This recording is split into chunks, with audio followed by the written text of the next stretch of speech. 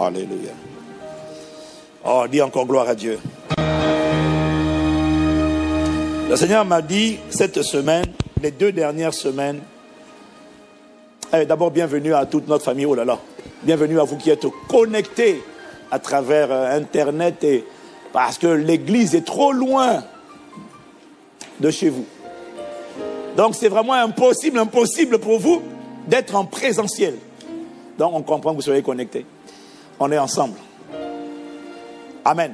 Et bienvenue à notre famille Impact Centre Chrétien, l'église connectée de Paris Champs-Élysées, où il y a eu beaucoup de pagailles ces derniers temps. Mais Dieu permet toutes choses pour un but. Dieu permet toutes choses pour un but. Et finalement, Dieu permet toutes choses pour un but. Voilà. Nous vous demandons vraiment de prier. Nous devons prier pour le gouvernement. Dis Amen.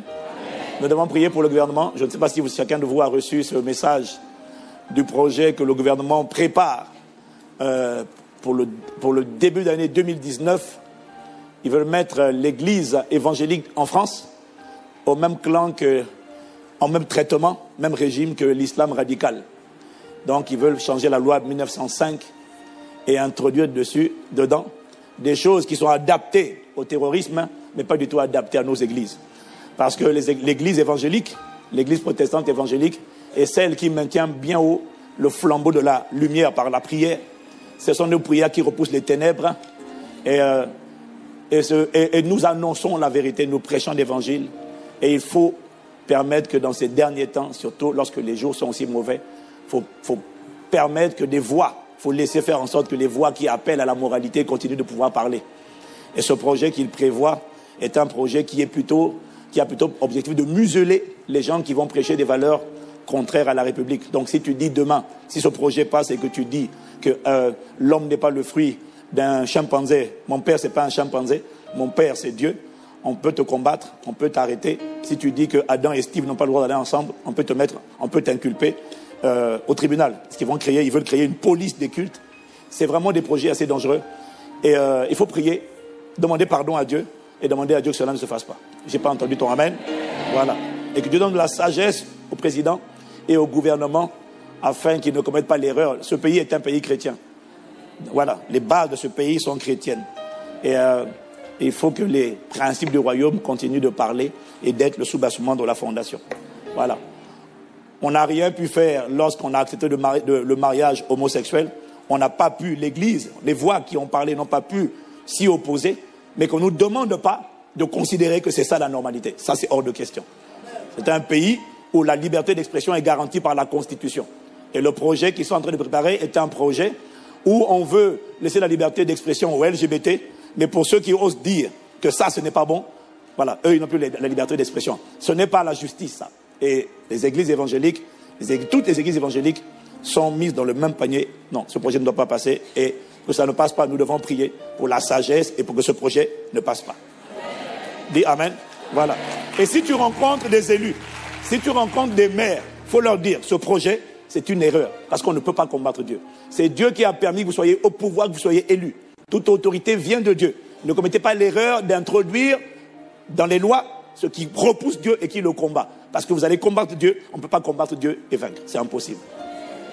Et nous prions que Dieu étende sa main, qu'il fasse parler sa justice et que sa miséricorde prévale sur le pays et sur les autorités. Je n'ai pas entendu ton amen. Est-ce que tu vas prier pour ça? Voilà.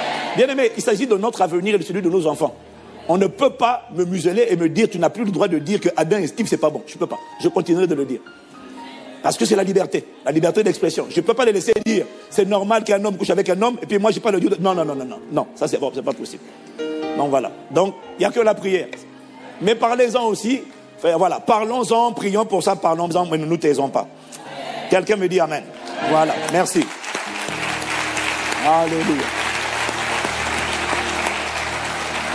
Plus que jamais, nous comprenons pourquoi la parole de Dieu nous demande de prier pour ceux qui sont élevés en autorité. Plus que jamais. Alors Seigneur, nous ferons notre part. Cette semaine encore, nous allons prier pour eux. Quelqu'un dit amen. Donc le Saint-Esprit me disait que vraiment, véritablement, Impact Centre Chrétien, pendant ces 2 premières semaines des 21 jours de vengeance divine, nous avons vraiment vu la différence. Nous avons vraiment vu la différence que peut faire une église qui décide d'obéir à Dieu et qui décide de prier, de conquérir, parce que c'est par la prière qu'on conquiert son héritage. C'est par la prière qu'on contraint le diable à fuir par toutes sortes de prières et de supplications. Et on a vu que ces prières, ces supplications, ce sont les prières et les supplications qu'on fait monter à Dieu à travers des cris, nuit et jour. Bien aimé, j'avais annoncé que j'avais commencé l'enseignement, comment faire fuir le diable, et j'ai découvert que vraiment, le diable peut véritablement fuir. Mais je ne savais pas qu'il pouvait fuir aussi vite que ça. Alléluia. Parce que on a reçu des dizaines et des dizaines de messages. Vous savez, Dieu parle, dis avec moi, Dieu parle. Dieu parle, et des dizaines et des dizaines de messages de personnes qui révèlent la même chose. Il y a des gens qui n'avaient pas les yeux spirituels ouverts. Brusquement, il y en a plein qui ne voyaient pas, qui n'avaient pas de vision. Bon, moi, je n'en ai toujours pas. Les jeux de mots, bon, moi j'entends Dieu en fait quand il parle. Donc c'est pour ça que mon onction prophétique, j'entends et je dis ce qu'il dit. Mais il y en a, ils voient. Qu'importe, que tu vois ou que j'entende, ce qui compte. Et puis il y en a, ils ne voient pas, ils n'entendent pas. Mais la Bible dit, mon juste vivra par la foi.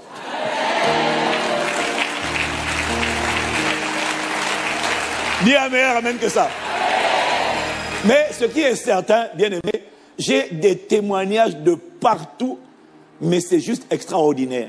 Et la force de ces 2 premières semaines-là, la différence, ce n'est pas le pasteur Ivan. Le pasteur Ivan est juste comme Josué. Josué seul ne pouvait rien. La différence vraiment, c'est que l'armée, c'est le peuple qui s'est levé comme une lionne, qui s'est dressé comme levé comme une lionne et dressé comme un lion, et qui a décidé ensemble de combattre.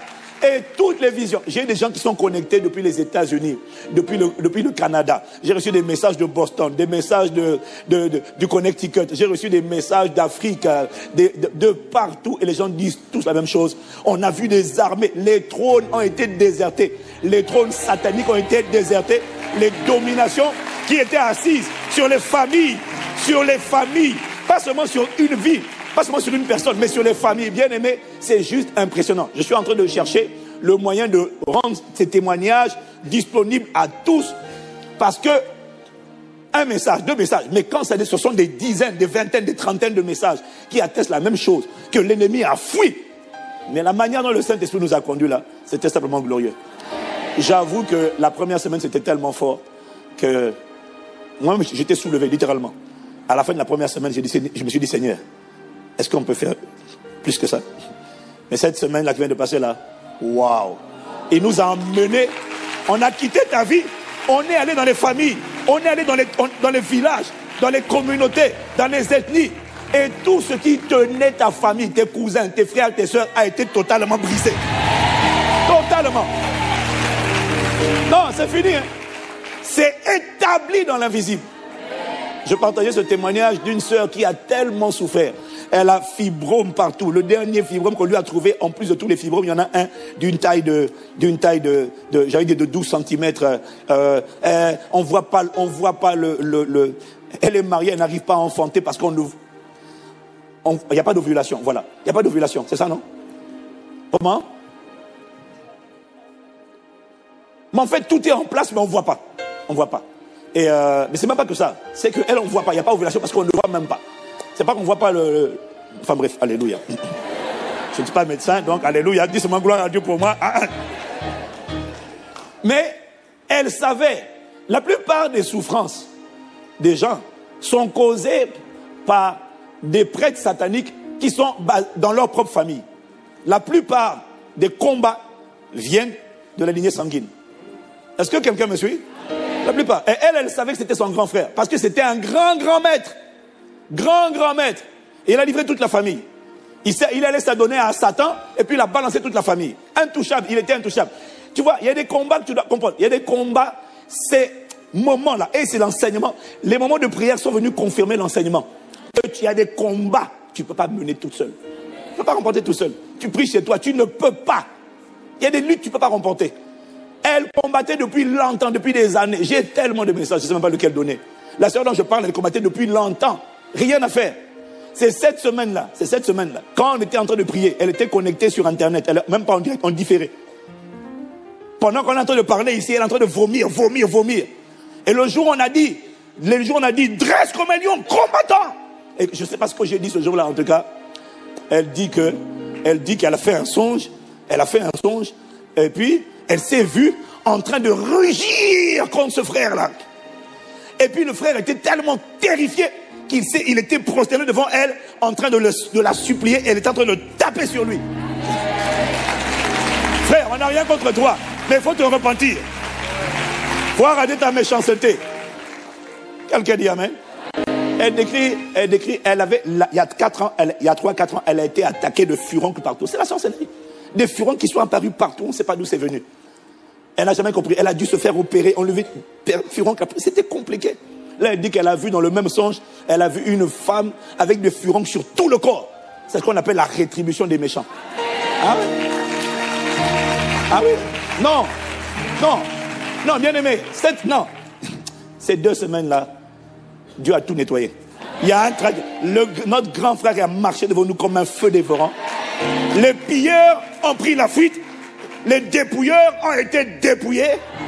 Les dominations, les autorités qui étaient assises, pas sur ta vie, sur la région, sur l'ethnie, parce qu'il y a des malédictions qui ne sont pas juste sur une personne, qui sont sur une ville, qui sont sur un pays. Toutes ces malédictions qui planaient et qui permettaient aux démons de se déployer contre ta vie ont été brisées. Je te dis que ton cas est réglé. Il y a une soeur qui m'a envoyé un message depuis le Connecticut, je ne sais pas où. Elle m'a envoyé un message, elle me dit qu'elle était connectée, pas en direct, en différé. Elle était connectée. La parole n'a pas de direct ou de différé. La parole, c'est la parole. Elle était connectée. Et puis, elle dit qu'elle sentait que sa vie était bloquée, sa vie maritale était bloquée. Je te répète, tu n'es pas obligé d'avoir une vision ou un songe. Ce qui est important, c'est de croire à la parole qui a été annoncée. Mais c'est vrai que quand j'ai prononcé les paroles, je ne sais plus lesquelles, elle dit que vous avez dit telle chose à un moment donné. Et moi, j'ai eu une vision. Il y a 2 femmes qui sont... Je suis rentré dans une maison, il y a 2 femmes qui sont venues me remettre une bague de fiançailles. Je dis, c'est à toi. Ça avait été enterré. Voilà, c'est le jour où je parlais des sépulcres, de déterrer les choses. Dis amen. Il y a une femme qui m'a envoyé un message depuis la Zambie, avant-hier, pour me dire qu'elle était atteinte d'un kyste ovarien. D'un kyste ovarien. Elle est médecin. Et que ça ne partait pas, ça fait que ça causait de grosses douleurs. Elle me dit que quand on était connecté, je ne sais pas quel jour, quand je parlais de... Voilà, on était en train de parler de sortir, de vider les sépulcres et tout ça. Je ne sais pas à quel moment. Elle dit qu'elle a été guérie instantanément. J'en ai plein comme ça de témoignages. J'en ai plein. J'en ai plein. Ce matin, il y a un frère de l'église qui m'a envoyé un message juste tout à l'heure après le premier culte pour me dire que ses parents et lui, très harcelés dans leur famille par des gens. Il y a des gens dans les familles qui sont volontairement satanistes, occultes, et qui sont orgueilleux, et qui s'en vantent, et qui n'ont pas l'intention de changer. Parce qu'ils n'ont jamais rencontré ce qu'on appelle le bras du Seigneur. Ils n'ont jamais fait face à la justice de Dieu. Et tu vois, et il me dit, nous on priait pour leur repentance, mais ils nous combattent, et ils nous combattent, et ils nous combattent. Et le jeudi dernier, qu'est-ce que j'ai dit le jeudi dernier d'ailleurs? Jeudi de cette semaine. Il dit jeudi, qu'est-ce que j'ai dit jeudi? Il me dit jeudi, je sais pas ce que vous... Je sais pas, il m'a donné mon téléphone, enfin bref. Mon téléphone, je vais retrouver. Donne-moi mon téléphone, vite. Il faut que je lise le message. Waouh! Mais donne-moi mon téléphone, c'est pas ton téléphone, c'est mon téléphone. Bon, bref, qu'est-ce qu'il me disait là? Il me disait... ouais, bon, enfin bref, alléluia. Il me dit... je ne sais pas quelle est la parole. Mais ah oui. Je disais que maintenant, la rétribution de Dieu parle contre tous les méchants qui ne veulent pas s'humilier. Seigneur, juge les orgueilleux, abaisse-les. Et que ce qu'ils ont semé, ils le récoltent au nom de Jésus. Rends à chacun selon ses œuvres. Et j'avais dit de ne pas envoyer la mort. Si tu envoies la mort, c'est la mort qui va revenir. Et apparemment, il y a quelqu'un dans sa famille, là, dans le groupe de gens qui sont ligués, qui proclamaient la mort. Ça, c'était le jeudi soir, c'est bon. Le jeudi soir, on a prié. Le jeudi soir, on a parlé. Le vendredi à 15h, une de ses tantes a expiré. Ah, mon type, nous, on n'a pas appelé la mort. On a dit que chacun va recevoir selon ses œuvres. On a dit, bien aimé, cette semaine-là, ton cas est réglé.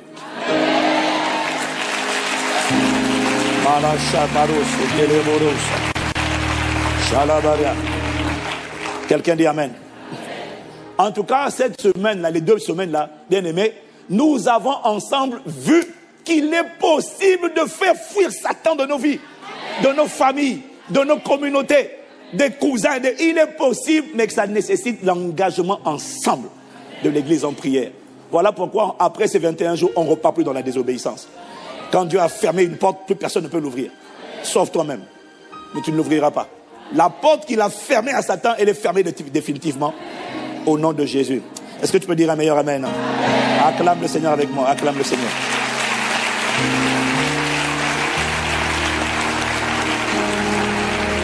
Donc, le titre de mon message aujourd'hui, c'est comment obtenir la foi qui provoque les miracles.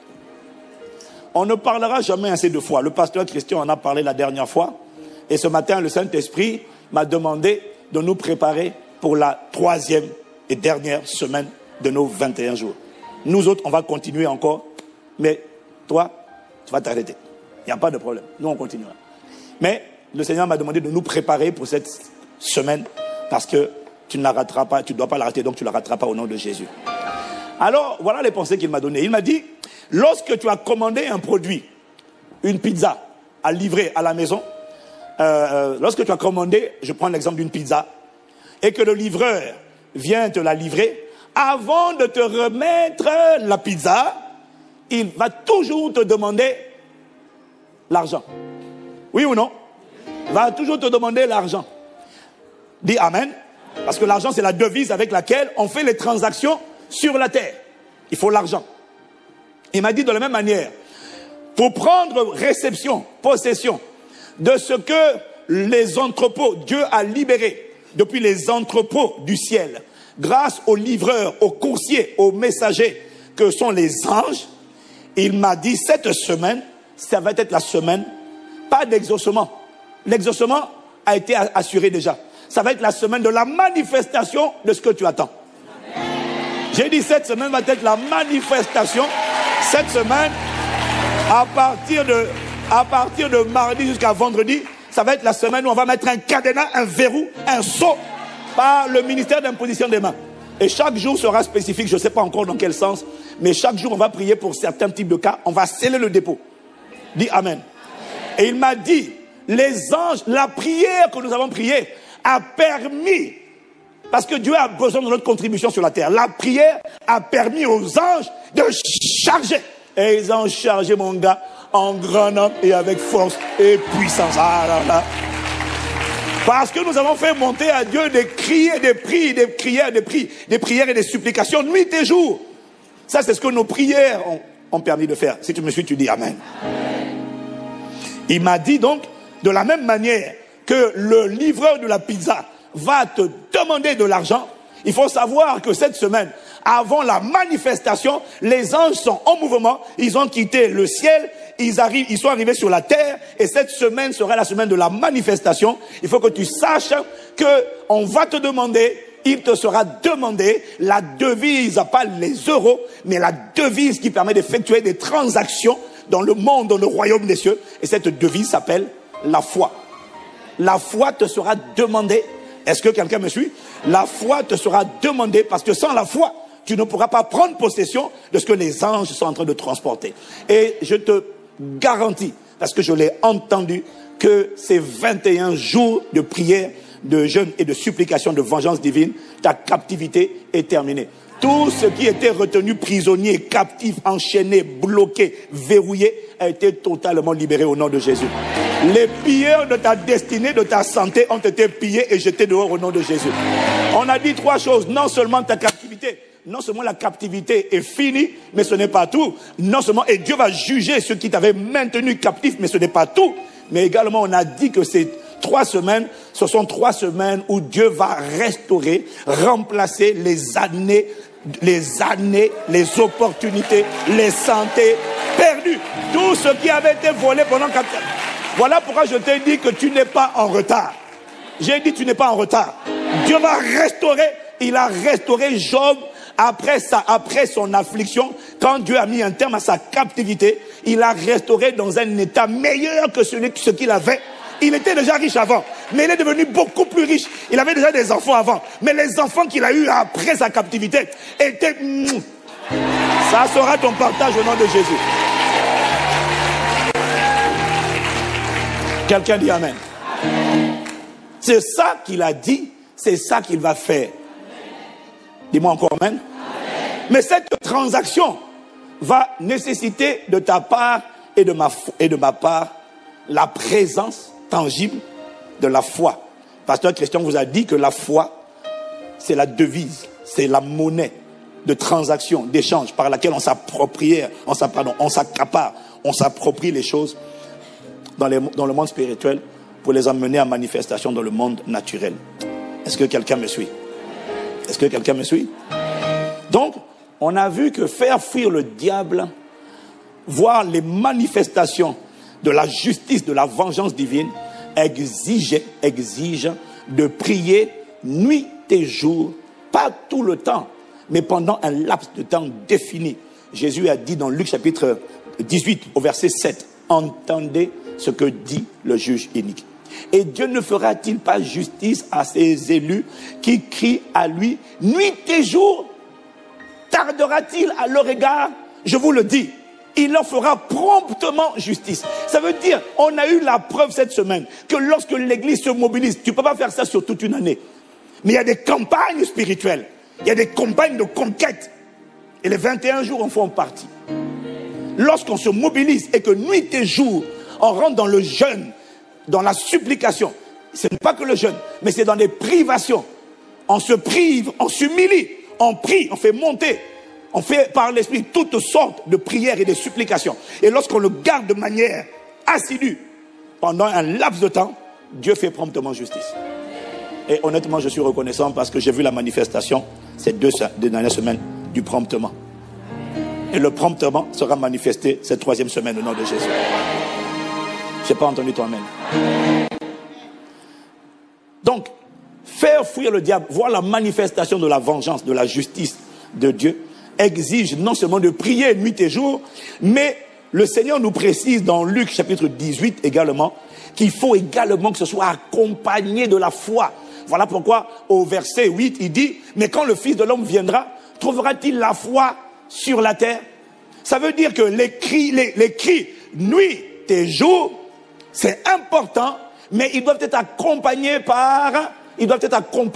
de la foi. Pourquoi? Il m'a dit, en fait, la prière, c'est ce qui fait en sorte, écoute bien ce qu'il m'a dit. Il m'a dit, la prière, c'est ce qui fait en sorte que les anges se mettent en mouvement. La prière active le mouvement des anges. La prière fait partir les anges depuis le ciel et ils font route vers la terre. Est-ce que quelqu'un me suit? Qu'est-ce qui fait ça? C'est la prière qui fait ça. Dis Amen. La prière assure et fait en sorte que les anges quittent les entrepôts célestes et viennent sur la terre. Ça, c'est la prière. Mais il m'a dit, la foi, c'est ce qui fait en sorte que les anges quittent les entrepôts célestes avec des colis. Parce que, tu vois, en matière de livraison, un livreur peut venir dans ton voisinage, autour de chez toi, il peut livrer des colis à tes voisins, mais toi, il ne te livre rien, parce que tu n'attends rien. Est-ce que quelqu'un me suit? Est-ce que quelqu'un me suit? Donc, il m'a dit, non mais c'est subtil ce qu'il m'a dit. La prière, c'est ce qui permet aux anges de quitter les entrepôts célestes et de foncer sur la terre. La foi, c'est ce qui permet aux anges de quitter le ciel avec des colis. Parce qu'il y a des anges qui quittent son colis. Parce que sur la terre, tu n'attends rien. Il y en a qui espèrent que tu vas les visiter. Mais l'espérance, ce n'est pas la foi. Ceux qui reçoivent les colis ne sont pas ceux qui espèrent. Tu peux dire à Amazon, j'espère bien recevoir un colis, j'ai vu que mon voisin en a reçu un. Non. Il faut que tu t'attendes, que tu aies passé ta commande et que tu sois sûr que ta commande est en route et qu'elle va se manifester. Ce n'est pas l'espérance, c'est la certitude que tu attends un colis de la part de Dieu qui détermine l'arrivée du colis. Qu'est-ce que c'est de te dire? Il y en a qui n'attendent pas. Il y en a, écoute-moi, la foi, c'est pas quand on espère que Dieu va nous visiter. C'est pas la foi. La foi, c'est quand tu es sûr que mon cas, c'est maintenant. J'attends mon colis. Est-ce qu'il y a quelqu'un qui attend des colis? Non, la foi, c'est quand tu attends. Tu n'espères pas, tu es certain, tu as la ferme assurance que j'attends quelque chose. Je m'attends à lui. C'est ça la foi. Est-ce que quelqu'un me suit? Oui, parce qu'il y en a. Tu vois, il y en a qui m'ont trouvé bizarre. La parole vient. Dieu envoie toujours la parole. Dis Amen. Bon, maintenant il y en a, Il m'envoie des messages. Pasteur, justement, vous avez prié la dernière fois, vous avez prophétisé, vous avez dit que des sépulcres. Parce que moi, c'est pas que je dis ce que je veux dire. En fait, j'entends ce qu'il me dit et je le répète en temps réel. C'est ça en fait. C'est ça l'onction prophétique. J'entends et dès que je dis, il y en a plein qui attestent. Ah, pasteur, j'ai des messages vraiment étonnants. Quelqu'un m'a dit, quand vous avez dit, des lions sont en train de rugir. Il y en a une aux États-Unis, il y en a un ici qui m'ont dit, j'ai vu une prairie, j'ai vu des lions qui étaient en train de foncer contre des proies qui étaient en train de fuir. Et quand on dit, poursuivons-les, j'ai vu, on était en train de les poursuivre. J'ai dit, frère, moi je n'ai rien dit, moi je n'ai rien vu, j'ai seulement dit. Mais je l'ai entendu. Est-ce que quelqu'un me suit? J'ai entendu, j'ai dit, j'ai répété, et la chose s'est manifestée. Oh, dis-moi encore amen. Dis-moi encore amen. Bref, il y en a qui me disent, donc, j'envoie la parole. Le Saint-Esprit envoie la parole. Quand il envoie la parole, c'est pour te guérir. Mais il y en a la parole en train de venir. Ah, pasteur, hier, tu as parlé des sépulcres. Tu as parlé des filles qui étaient bloquées. Tu as parlé des hôtels, de machin. Tu as parlé de quelqu'un qui avait été désigné pour être remplacé, pour être l'héritière de la sorcellerie familiale. Mais justement, ça, pasteur, cette histoire, ça parlait de moi. Alors, je vais t'expliquer mon histoire. J'ai dit, maman, j'ai pas besoin que tu m'expliques ton histoire. Justement, en fait, quand tu as dit ça, il faut que j'ai dit, je n'ai pas besoin de ton explication. Quand la parole vient, est-ce que tu as vu un passage dans la Bible où Jésus vient guérir quelqu'un? C'est-à-dire, il vient guérir le paralytique commence à lui expliquer. Alors, tu sais l'histoire de cet homme-là, je vais te la raconter. En fait, la jambe, mais c'est pas le moment de... Quand il te dit, est-ce que tu veux être guéri? Dis, je reçois la parole, Seigneur, va te guérir. Ce n'est pas le moment de... Tu vois, donc, il y en a qui ne comprennent pas. Ah, le pasteur Evan n'est pas gentil. Mais j'ai dit non, je n'ai pas besoin de connaître ton histoire, ton explication. Ce que je te demande de faire, c'est reçois la parole. Dis qu'il me soit fait selon cette parole. C'est ma saison. Je sors de la captivité. C'est ça que Dieu attend de toi. Quand Dieu t'envoie la parole, Dieu n'attend pas de toi que tu commences à expliquer. Justement, en fait, la parole là, ah, vraiment, hein, c'est vrai que je me rappelle. Ce n'est pas le moment, c'est le moment de dire amen. Donc, parce qu'il y en a qui... Ah, donc, je réponds comme ça à une sœur.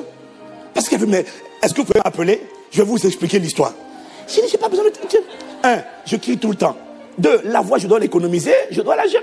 J'ai pas besoin de t'expliquer, tu m'expliques à toi. Beaucoup de gens sont en train d'être guéris, toi tu veux m'expliquer. Reçois seulement la parole, dis. Il a dit, il confirme la parole de son serviteur. Et il accomplit ce que prédit ses envoyés.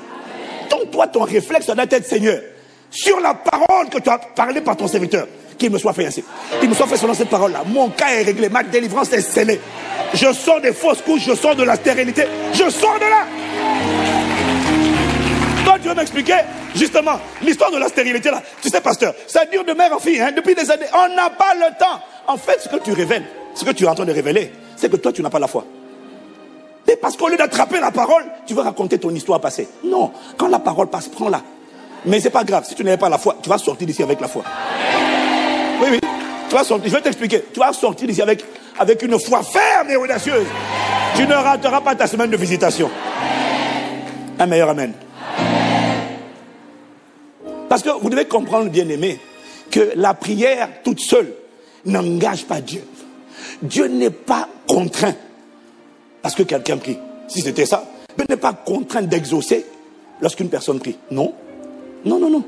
Par contre, Dieu est contraint d'exaucer. Je ne parle pas de manifester, je parle d'exaucer. Lorsque quelqu'un a la foi. Lorsque quelqu'un fait confiance à Dieu. Lorsque quelqu'un dit à Dieu, moi, je crois. C'est ça qui va m'arriver. En fait, vous devez comprendre une chose. Dieu est engagé avec sa parole. Dieu est fidèle à sa parole. Quand quelqu'un prend sa parole et dit, moi, je crois à cette parole-là. Si elle ne doute pas dans son cœur du tout, Dieu est obligé. Parce qu'il a dit, il te sera fait selon ta foi. Pas selon tes prières.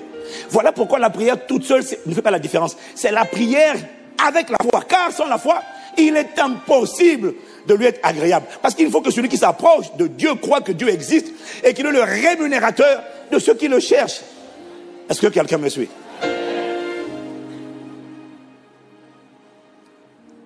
Dieu est engagé, c'est-à-dire Dieu est obligé lorsque tu as la foi. En fait, la foi enlève le choix à Dieu. Il est obligé. Quand quelqu'un a la foi, est sûr, il ne doute pas. Ce qui n'est pas garanti, c'est le délai de la manifestation. Mais quand quelqu'un ne doute pas, mais qu'il croit dans son cœur, la chose est obligée d'arriver. Maintenant, ce qui peut bloquer l'arrivée, c'est le combat spirituel qui a lieu. C'est pour ça qu'il ne faut pas rester seul. Il faut prier avec l'église et il faut que l'église reste toujours en prière. Est-ce que quelqu'un me suit? La foi engage Dieu. Il ne peut pas faire autrement. Dieu ne peut pas. Tant que ta foi est là, Dieu dit, ah, papa, la femme cananéenne, Jésus, il n'est pas venu pour elle. Mais elle a plaidé. Elle a dit, ça m'est égal, on va parler tout à l'heure, ça va aller Jésus. Jésus dit, non, on ne va pas la nourriture des enfants pour la donner aux chiens. Elle dit à Jésus, ça va aller. Tu vas m'exaucer aujourd'hui. Waouh! Que le Seigneur te donne une foi violente au nom de Jésus. Ouais, ça c'est la foi violente. Ça c'est la foi violente. Donc mon point est de te dire que ce qui engage Dieu, c'est la foi, la prière avec la foi. Voilà pourquoi Jésus nous dit dans Matthieu 21 au verset 22, tout ce que vous demanderez avec foi par la prière, vous le recevrez. Tout ce que vous demanderez avec foi par la prière. Et Jacques nous dit dans Jacques 1 verset 6 à 7 que celui qui demande, demande avec foi, sans douter. Car celui qui doute ressemble aux vagues de la mer que le vent soulève et agite de tous côtés. Qu'un tel homme ne s'imagine pas qu'il recevra quelque chose de la part du Seigneur. Et dans Luc 18, qu'on a lu tout à l'heure, au verset 8, le Seigneur dit, entendez ce que dit le juge inique. Et Dieu ne fera-t-il pas justice à ses élus qui crient à lui nuit et jour? Tardera-t-il à leur égard? Je vous le dis, il leur fera promptement justice. Mais la question est, quand le Fils de l'homme viendra, trouvera-t-il la foi sur la terre? Donc il est en train de nous dire que crier à Dieu nuit et jour, c'est important. Mais le problème, c'est qu'il faut qu'il trouve aussi la foi pour permettre la manifestation. Si quelqu'un me suit, il dit Amen. Et si Jésus pose la question de savoir, mais dans les derniers temps, quand le Fils de l'homme viendra, trouvera-t-il la foi sur la terre? Si le Seigneur pose la question, ça veut dire qu'il a la réponse. Ça veut dire que la foi dans les derniers temps ne sera pas aussi répandue qu'on peut le croire. Est-ce que quelqu'un me suit? Est-ce que quelqu'un me suit? Et la preuve de ce que la foi n'est pas généralisée, n'est pas si répandue que ça, et que la question du Seigneur est pertinente. Quand le Fils de l'homme viendra, trouvera-t-il encore la foi sur la terre? La preuve de ce que la foi n'est pas si répandue que ça, regarde déjà le fait que, est-ce que tu sais que c'est la foi qui pousse à l'obéissance? C'est la foi qui nous pousse à obéir. Hébreux chapitre 11 au verset 8. Hébreux 11 au verset 8. La preuve que la foi dans ces derniers temps n'est pas si répandue, c'est quand tu vois le nombre de croyants qui désobéissent à Dieu. Parce qu'il est dit au verset 8, c'est par la foi qu'Abraham, lors de sa vocation, obéit et partit pour un lieu qu'il devait recevoir en héritage et qu'il partit sans savoir où il allait.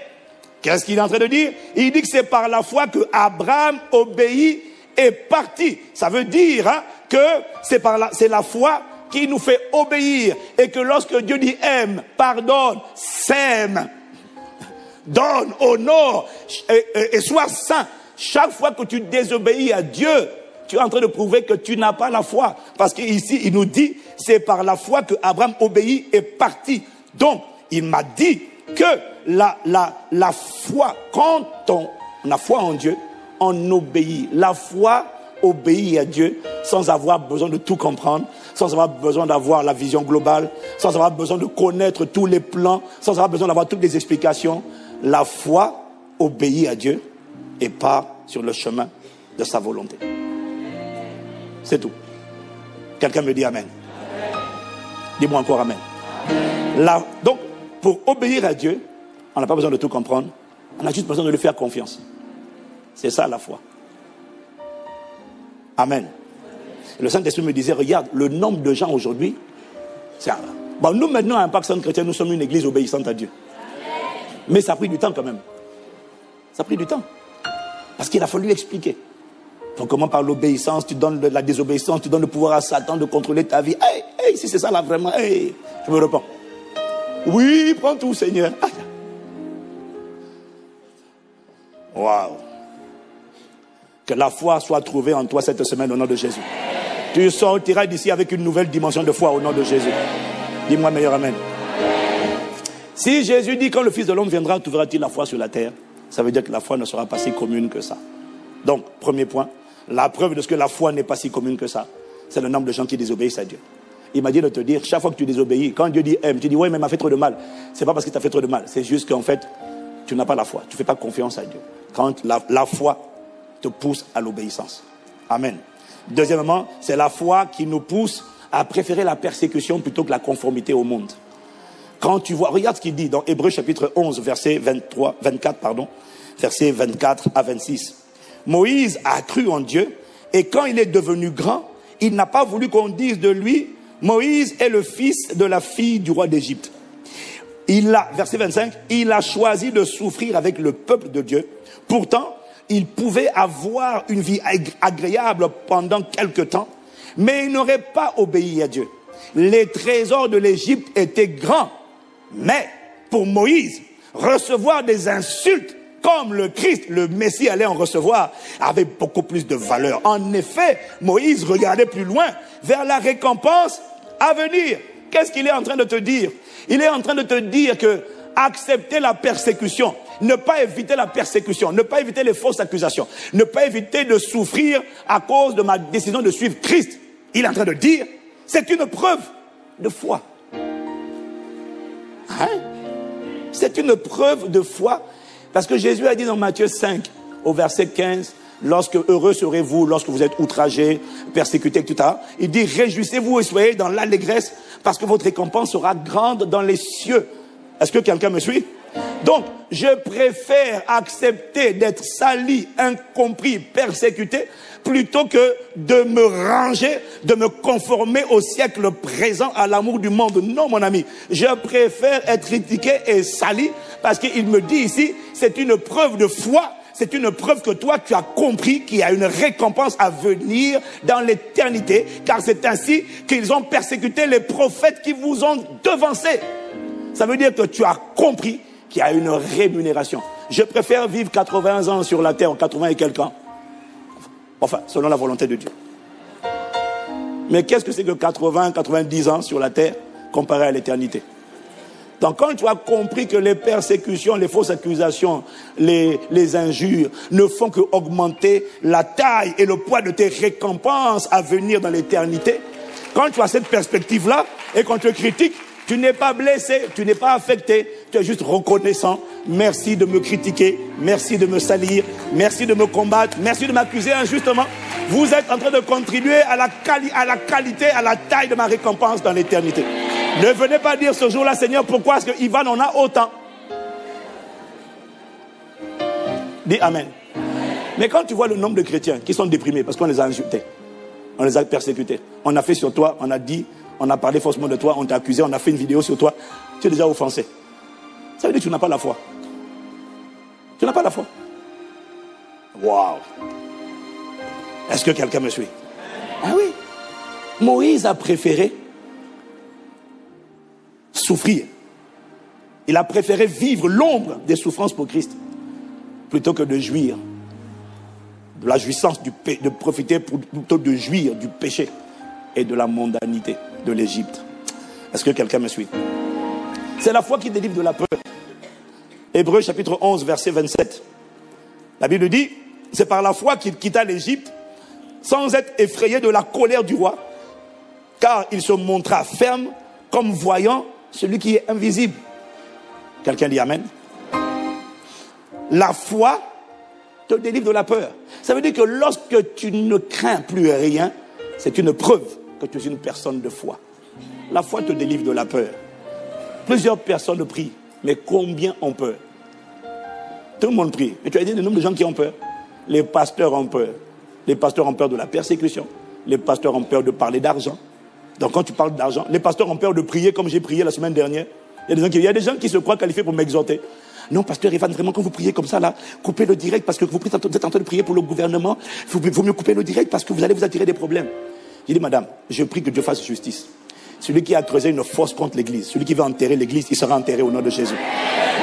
Celui qui veut la ruine de l'église de Jésus-Christ, il sera ruiné au nom de Jésus. Ça, c'est ce qu'on appelle la justice de Dieu. Dieu va rendre à chacun selon ses œuvres. Nous, c'est tout ce qu'on appelle. Ah, mais quand vous priez comme ça, priez, il faut vous cacher. J'ai dit, je ne me cache pas. Je ne me cache pas. Je refuse de me cacher. Je refuse de me cacher. Les gens ont peur. J'ai parlé au pasteur Carméry du projet. Le projet du gouvernement. Les pasteurs n'en parlent pas. Ils n'en parlent pas. Le pasteur Carméry m'a dit, tu as bien fait d'en parler. Parce que les gens n'en parlent pas, ils ont peur. Ah, mais si tu en parles. Non, il faut dire la vérité. Nous prions pour Dieu donne la sagesse aux autorités. Mais il faut que ce projet, il faut qu'ils, s'ils veulent le modifier, il faut enlever l'église. Nous faisons des disciples de Jésus. Nous enfantons des gens qui ont quitté la drogue, qui ont quitté l'alcool, qui ont quitté les gangs et qui deviennent des gens qui aiment leur famille. Et vous voulez combattre ça? Non, attendez. Non. Vous voulez nous mettre dans la même catégorie que les terroristes? Non. Il faut que quelqu'un dise la vérité. C'est dans les églises évangéliques que les âmes sont transformées. Un de mes fils, Stéphane, là, qui joue au piano, c'était un drogué. Il a arraché, quand il était au Cameroun, il allait arracher les climatiseurs. Il allait arracher les climatiseurs pour aller vendre et avec l'argent de la vente, acheter la cam. Il est venu à l'église, il a écouté une parole, ça l'a transformé totalement. Il y a des multitudes ici qui sont totalement changées. Comment? Des hommes qui battaient leurs femmes. Des hommes qui battaient leurs femmes.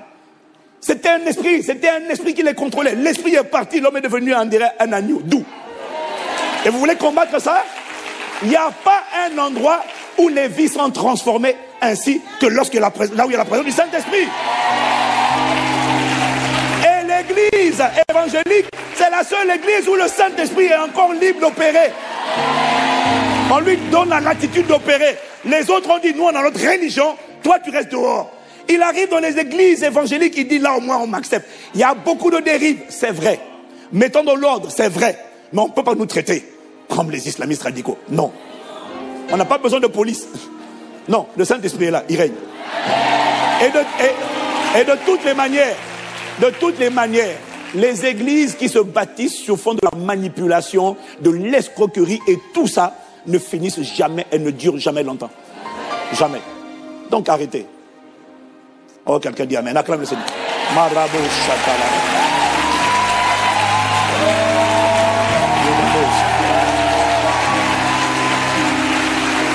Et je précise. Nous, on a les preuves de ce qu'on avance. Le nombre de vies changées, transformées, du mal en bien, on en a des milliers. On peut le démontrer. Oui, non, on peut le démontrer et on peut inviter les autorités à venir interviewer les gens. Interrogez-les. Vous allez voir. Vous allez avoir des malades qui vont dire, j'étais malade, je suis guéri. J'étais fou. Il n'y a plus de folie. La schizophrénie a disparu. Comment? Quelqu'un me dit amen. Nous, on a les preuves. Nous sommes des témoins. Nous ne sommes pas des théoriciens. Nous sommes des témoins. Ah, dis amen. La religion ne produit pas des témoins. La religion produit des théoriciens. À Impact Centre Chrétien, on est des témoins. Les témoins ont des preuves. Voilà ce que j'étais hier, voilà ce que Dieu a fait dans ma vie.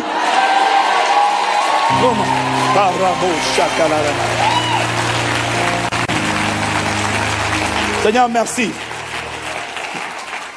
Voilà pourquoi il faut que quelqu'un leur dise. Ils ne savent pas le bien qu'on fait. Des prisonniers, des bandits sont devenus convertis à Jésus-Christ. Ils sont rangés, ils vivent une vie et ils sont là en train de servir dans l'église. Les vies sont changées, on ne combat pas ça. Combattre ça, c'est combattre Dieu, c'est une erreur. Et si quelqu'un combat Dieu, Dieu le combattra. J'ai dit, si quelqu'un combat Dieu, Dieu va le combattre. Il va faire justice. Nous, notre prière, c'est Seigneur, ne laisse pas des projets qui te combattent prospérer. Au nom de Jésus. Tu vois?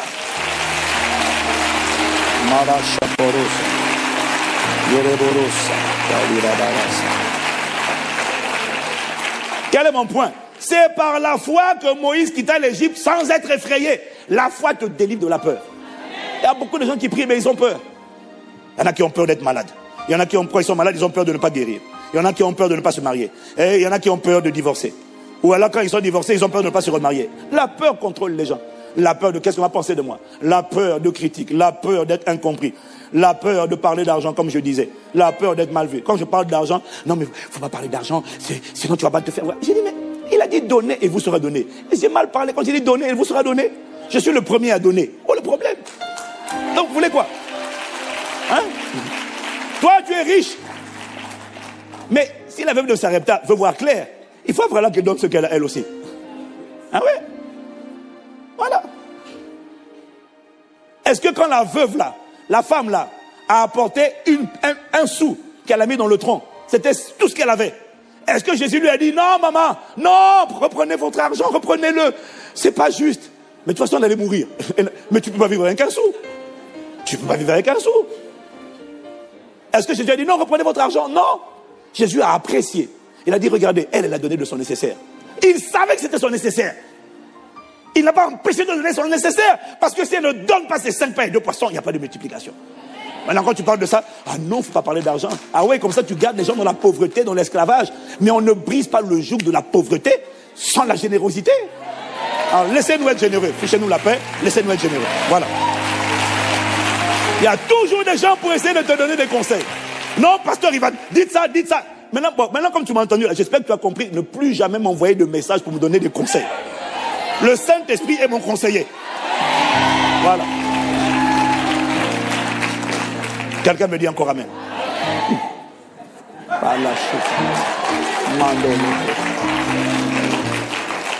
Nous sommes libérés de la peur au nom de Jésus. La peur bloque les gens, elle paralyse les gens. La peur te tétanise. Satan n'a encore rien fait, tu es déjà vaincu. Jamais. À ICC, nous sommes plus que vainqueurs au nom de Jésus. Mais la pire des peurs, pour moi, c'est l'inquiétude. C'est une peur qui a l'air gentille. C'est la peur. L'inquiétude. Que le jour de l'inquiétude soit brisé dans ta vie au nom de Jésus.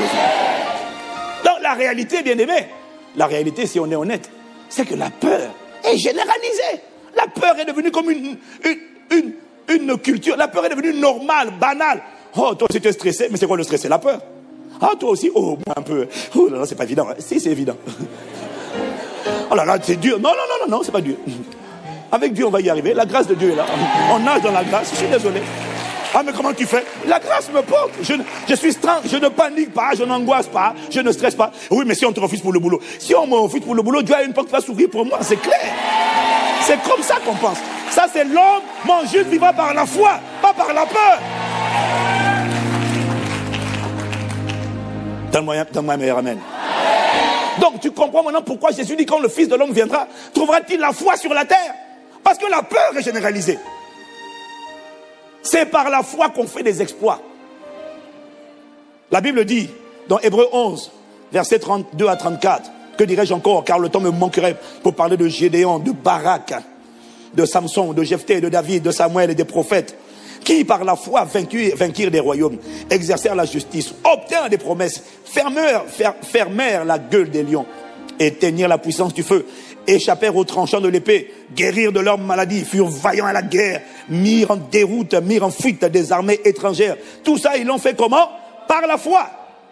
Ça veut dire quoi? Plus on voit une église, plus on voit un peuple de Dieu qui prend possession de ses promesses, qui guérit par les meurtrissures de Jésus et non par les médicaments. Je ne suis pas contre les médicaments. Dieu, gloire à Dieu pour les médicaments. Mais il y a beaucoup de maladies pour lesquelles les médicaments ne marchent pas. Et on n'a pas d'autre choix que de se tourner vers les meurtrissures de Jésus. Plus on voit des gens guéris, plus des démons sont chassés, plus on voit les œuvres de Dieu, plus ça prouve que la foi est répandue. Plus on voit des choses humainement impossibles être possibles pour ce peuple-là, plus la foi est répandue. Mais la réalité, c'est que les exploits sont rares. Les exploits sont rares. La désobéissance est la norme. La plupart des chrétiens, pas un paquet de chrétiens, mais il y a trop de chrétiens qui ne sont pas des véritables adorateurs, qui sont des véritables négociateurs.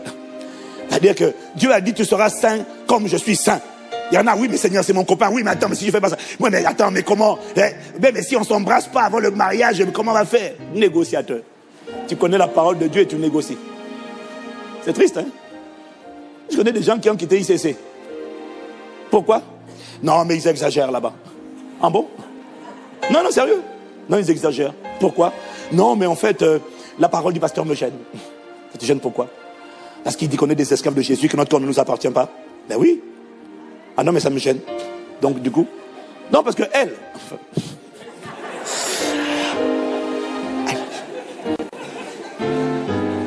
Donc on pense que le message est mauvais, mais en fait on découvre qu'en fait la sœur a un copain et qu'elle embrasse son copain sur la bouche avant le mariage.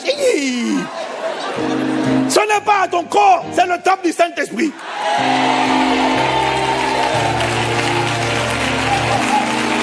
Hein?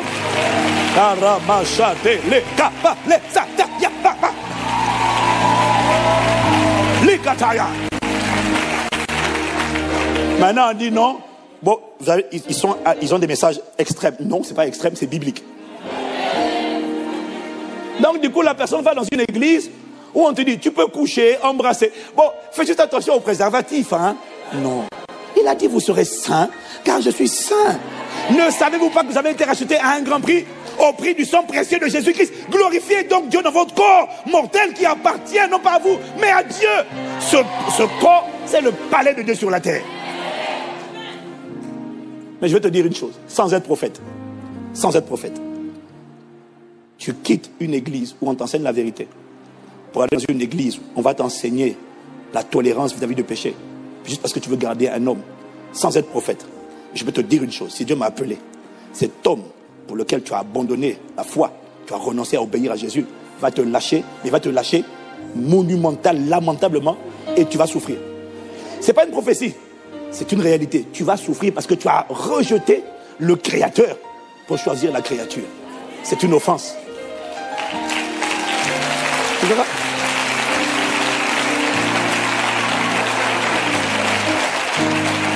Acclame.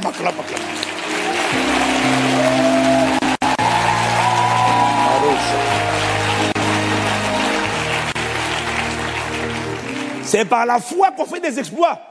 Avec Dieu, nous ferons des exploits. Il y a trop peu d'exploits de nos jours. Mais Dieu s'est trouvé un peuple. Ceux du peuple qui connaîtront leur Dieu agiront avec fermeté et feront des exploits. C'est ce que Daniel a dit. Seigneur, sers-toi de nous pour montrer que notre vie est possible. La vie des chrétiens conquérants. La vie de victoire. Au nom de Jésus. Donc tu comprends pourquoi Jésus pose la question, mais quand le Fils de l'homme viendra, trouvera-t-il la foi sur la terre? Alors c'est quoi la foi? Le pasteur, Christian, on l'a lu dans Hébreux 11 au verset 1. C'est quoi la foi? Or la foi est une ferme assurance des choses qu'on espère, une démonstration de celles qu'on ne voit pas. Quelqu'un dit amen?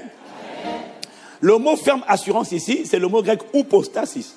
Alors je vais essayer de faire, pas compliqué, de faire simple. Oupostasis, ça signifie substance.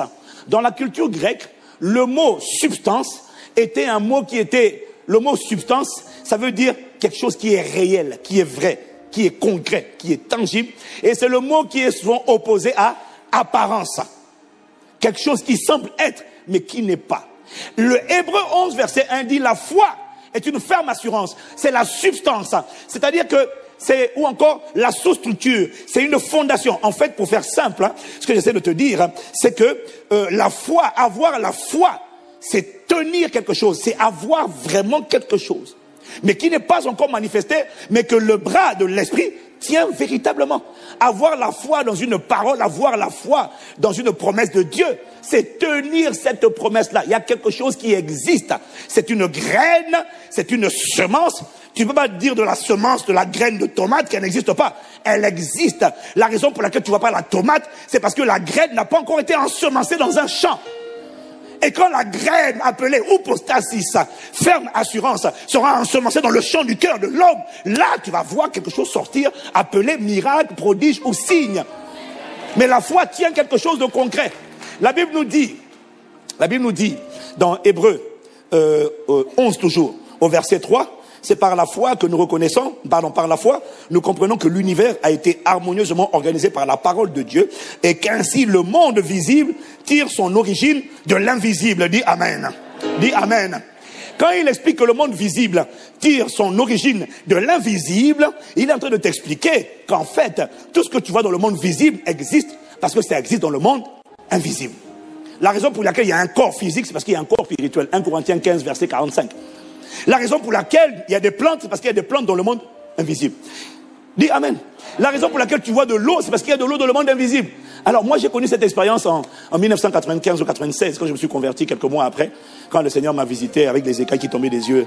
Et ça avait commencé après les écailles, c'était l'eau. J'entendais l'eau.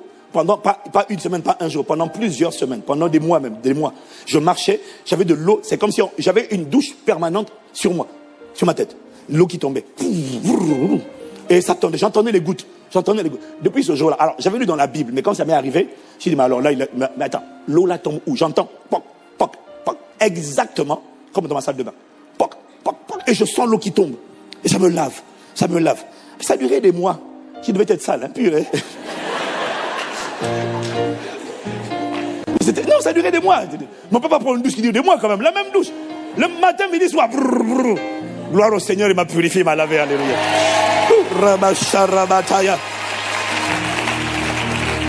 Mais je pense que ce n'était pas mes péchés. Je pense que c'était tout l'héritage, tu sais, des générations passées là. Parce qu'il y avait une destinée. Il fallait qu'un libérateur soit prêt à libérer. Donc il fallait que le libérateur soit libéré. Alléluia. Gloire te soit rendue. Au nom de Jésus, quelqu'un me dit Amen. Voilà, ça m'a confirmé qu'il y a vraiment de l'eau. Il y a de l'eau parce qu'il y a de l'eau dans le monde spirituel. Bon, il y a une chose que toi tu sais. La raison pour laquelle il y a du feu, c'est parce qu'il y a un feu dans le monde spirituel. Ça au moins tu sais. Parce que tu avais dit qu'on dit fire. Là, toi tu sais. Mais c'est ça. En fait, ce que ça veut dire, c'est que le monde spirituel est plus vrai, est réel. C'est ça qu'on appelle la substance. Ça veut dire quoi? Ça veut dire que tout ce qui est dans le monde naturel n'est pas vrai. C'est réel. C'est temporaire. Ton corps a la forme qu'il a aujourd'hui, demain il va changer de forme. Tout ce que tu vois dans ce monde-là, même le mur là, il fissure progressivement. Il n'y a rien de permanent. C'est pour ça que quand on dit le corps est malade, c'est pas vrai. C'est réel. C'est pas permanent. Ce qui est permanent, quand tu as la foi dans la guérison, c'est la guérison que tu tiens avec ta main droite dans le monde spirituel. Maintenant, il faut qu'elle se soit enfantée dans le champ de mon cœur. Et qu'à gauche, là, ça enfante maintenant une guérison physique. On a dit maladie, la personne est morte. Ou elle est en train de mourir. Par la puissance du Saint-Esprit, il y a des corps qui retrouvent la vigueur. Ça veut dire que ce que tu voyais là n'était pas vrai. Quelqu'un dit Amen. Qu'est-ce que c'est de te dire? C'est pour ça que 2 Corinthiens 4, verset 18, Paul dit, nous ne regardons pas aux choses visibles, mais aux choses invisibles. Car les choses visibles sont passagères ou encore temporaires, tandis que les choses invisibles sont éternelles. Ce qui est vrai, c'est ce qui est invisible. Donc, la foi fait quoi? La foi tient quelque chose qui est invisible. Mais doit maintenant œuvrer avec le cœur de l'homme pour le manifester dans le visible. Est-ce que quelqu'un me suit? Donc, quand quelqu'un a la foi, il tient quelque chose. Dis Amen encore si tu me suis. Maintenant, mon message commence maintenant. Alléluia. Ouais. Ça, c'est l'introduction. Moi, j'ai 3 cultes demain. Donc, j'ai 3 cultes aujourd'hui et demain soir, on est là encore. Alléluia. Mais je dois dire ce que le Saint-Esprit me dit.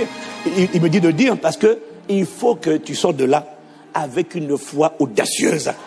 Te préparer à réceptionner. Tu ne rateras pas les livreurs. Les livreurs, ce sont les anges qui vont atterrir cette salle. Ils vont atterrir à partir de mardi.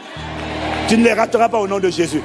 Parce que quelqu'un va demander, mais est-ce que vous avez les devises? Tu diras, monsieur, tenez ça. J'attendais ce colis, alléluia. Moi, j'étais prêt déjà. Je m'attendais à lui, alléluia. Tu ne vas pas espérer. Tu vas t'attendre parce que tu vas comprendre comment on est la foi. Dis-moi comment. Demande-moi comment. Alors, comment on est la foi? Romains 10, pardon. Versets 14 à 17. Mais comment donc feront-ils appel à celui... Attendez, avant de vous dire ça, je vais vous dire honnêtement, je crois que la plupart d'entre nous, on se bat au quotidien pour avoir la foi et on ne comprend pas comment avoir la foi. On écoute beaucoup de messages sur la foi, mais je crois, bon, je ne sais pas pour toi, hein, mais pour avoir testé un peu au premier culte, la plupart des gens se battent. Ils aimeraient avoir la foi, mais ils ne savent pas comment c'est pour avoir la foi. Qui aimerait avoir plus de foi? Bon, on ne va pas dire plus, baisse la main. Qui aimerait avoir la foi? Donc là, toi qui lèves pas la main, tu as la foi pour le salut, mais est-ce que tu as la foi pour la guérison, pour la délivrance? Est-ce que tu as la foi pour croire que ton dossier est réglé et que la captivité est finie? Tu as la foi pour aller au ciel, mais est-ce que tu as la foi pour croire que la meilleure version de toi va sortir avant la fin de cette année? Ouais. Mais le amen ne signifie pas la foi. Ouais. Donc, comment avoir la foi? Le Seigneur m'a parlé hier. Parole simple. On va lire Romains 10. Tu vas comprendre. Versets 14 à 17. Mais comment donc feront-ils appel à celui en qui ils n'ont pas cru? Et comment croiront-ils en celui dont ils n'ont pas entendu parler? Et comment entendront-ils parler de lui si personne ne l'annonce? Et comment l'annoncera-t-on si personne n'est envoyé? Comme il est écrit, qu'ils sont beaux les pieds de ceux qui annoncent la paix, de ceux qui annoncent de bonnes nouvelles. Mais tous n'ont pas obéi à la bonne nouvelle. En effet, Ésaïe dit, Seigneur, qui a cru à notre prédication. Ainsi, la foi vient de ce qu'on entend. Le mot grec c'est akoé. Ce qu'on entend, une annonce, un son, un bruit, un témoignage, une publication. La foi vient de ce qu'on entend. Et ce qu'on entend vient de la parole de Dieu. En fait, ce que dit ce texte, c'est la foi vient lorsqu'on entend une annonce, lorsqu'on entend une proclamation, lorsqu'on entend une prédication, lorsqu'on entend une prédication, une proclamation, mais que cette proclamation-là vient de la parole de Christ ou encore de Dieu, parce que d'autres versions disent de Christ. Est-ce que quelqu'un me suit? Est-ce que quelqu'un me suit? Comment vient la foi? En fait, ce qu'il dit ici, c'est que la foi vient lorsque tu entends un témoignage, tu entends une prédication, tu écoutes un message. C'est comme ça que la foi naît.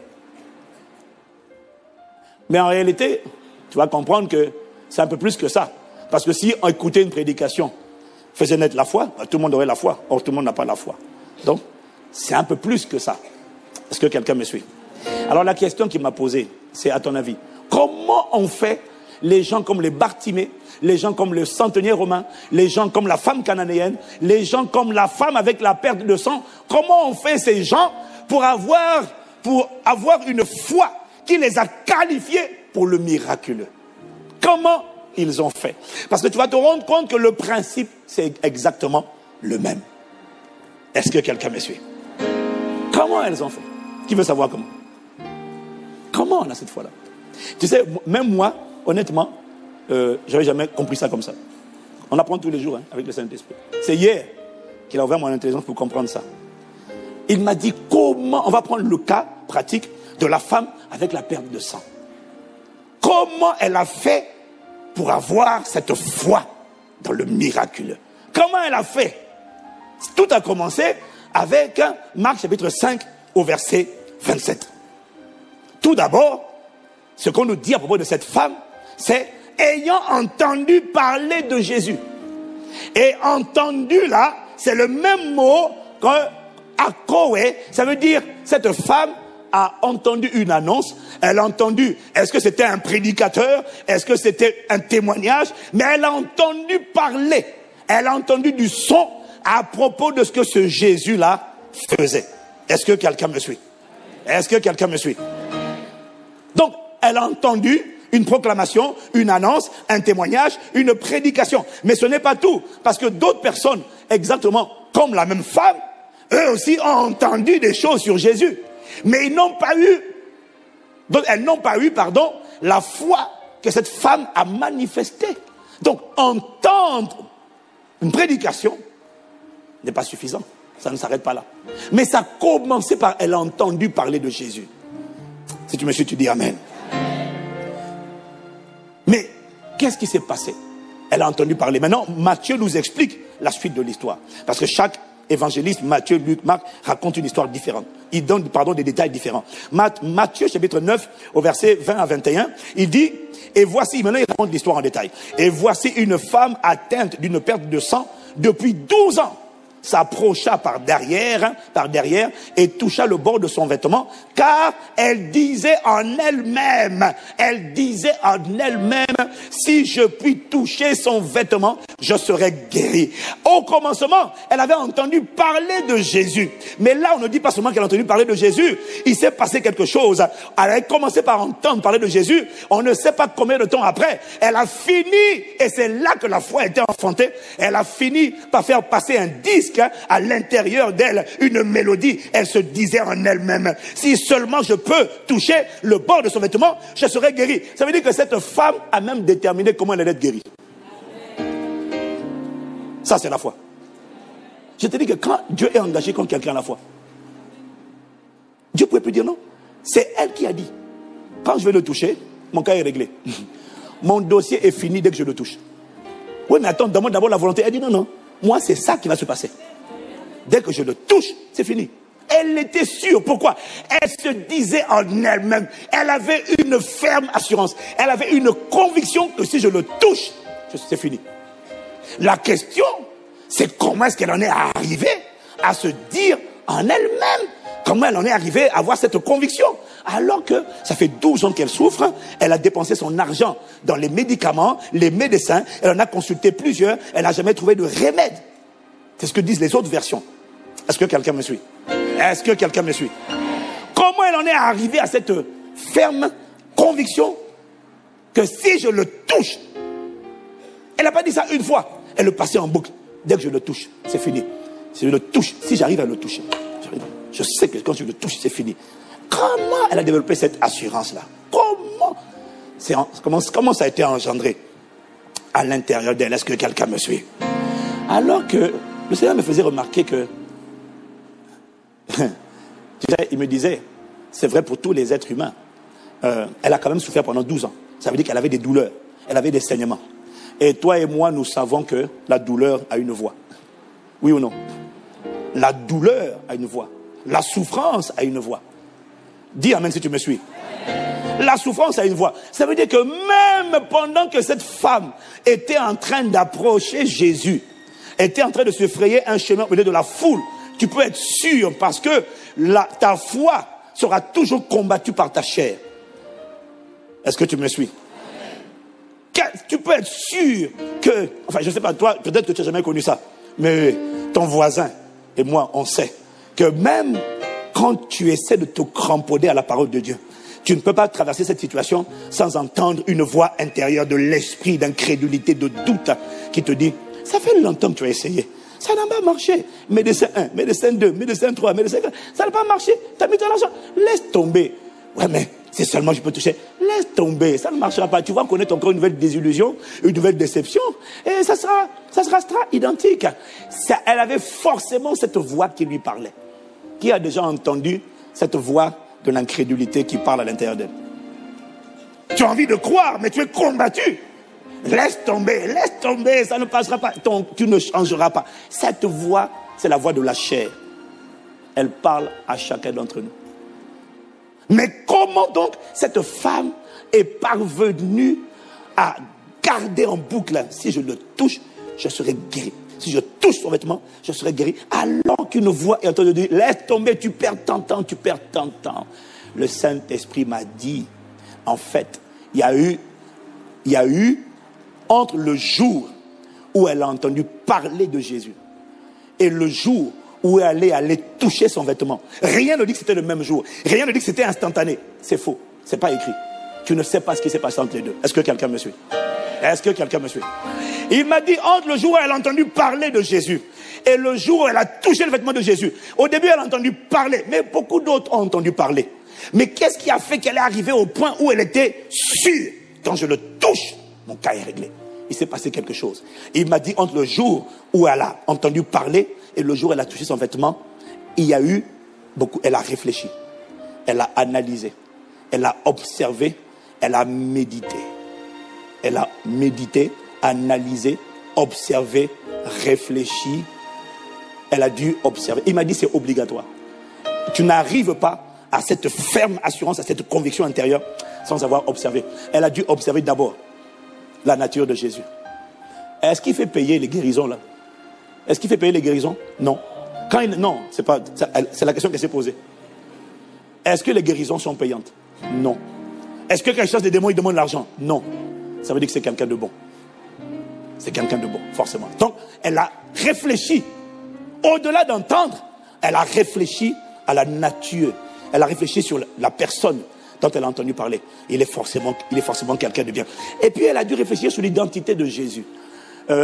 Parce que en Israël, il y en a qui l'appelaient il y en a qui disaient que c'était le Messie. Elle n'était peut-être pas sûre que c'était le Messie. Mais il y a une chose dont elle était sûre, très probablement, c'est ce qu'ils ont dit. Ils ont dit, personne ne peut faire autant de miracles s'il n'est envoyé de Dieu.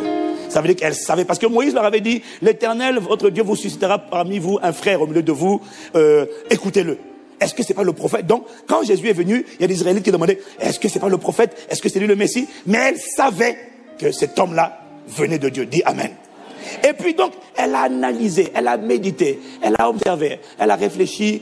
Elle a réfléchi à la nature. Il est bon. 2, à son identité. C'est sûrement un prophète. Donc c'est un envoyé de Dieu. Et s'il est envoyé de Dieu, il est venu pour faire les œuvres de Dieu. 3, elle a observé les œuvres de Jésus.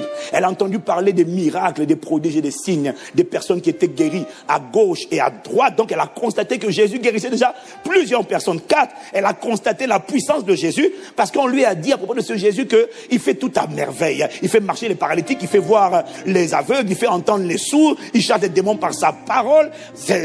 Elle a dit, mais est-ce que c'est pas l'incarnation de El Shaddai, le tout suffisant? Et puis 5, si cette femme habitait en Israël, elle savait quand même, elle avait entendu parler de la justice de Dieu. Et la justice de Dieu signifie quoi? Ça signifie aussi que, au-delà de chacun récolte selon ses œuvres, Dieu ne fait pas de favoritisme.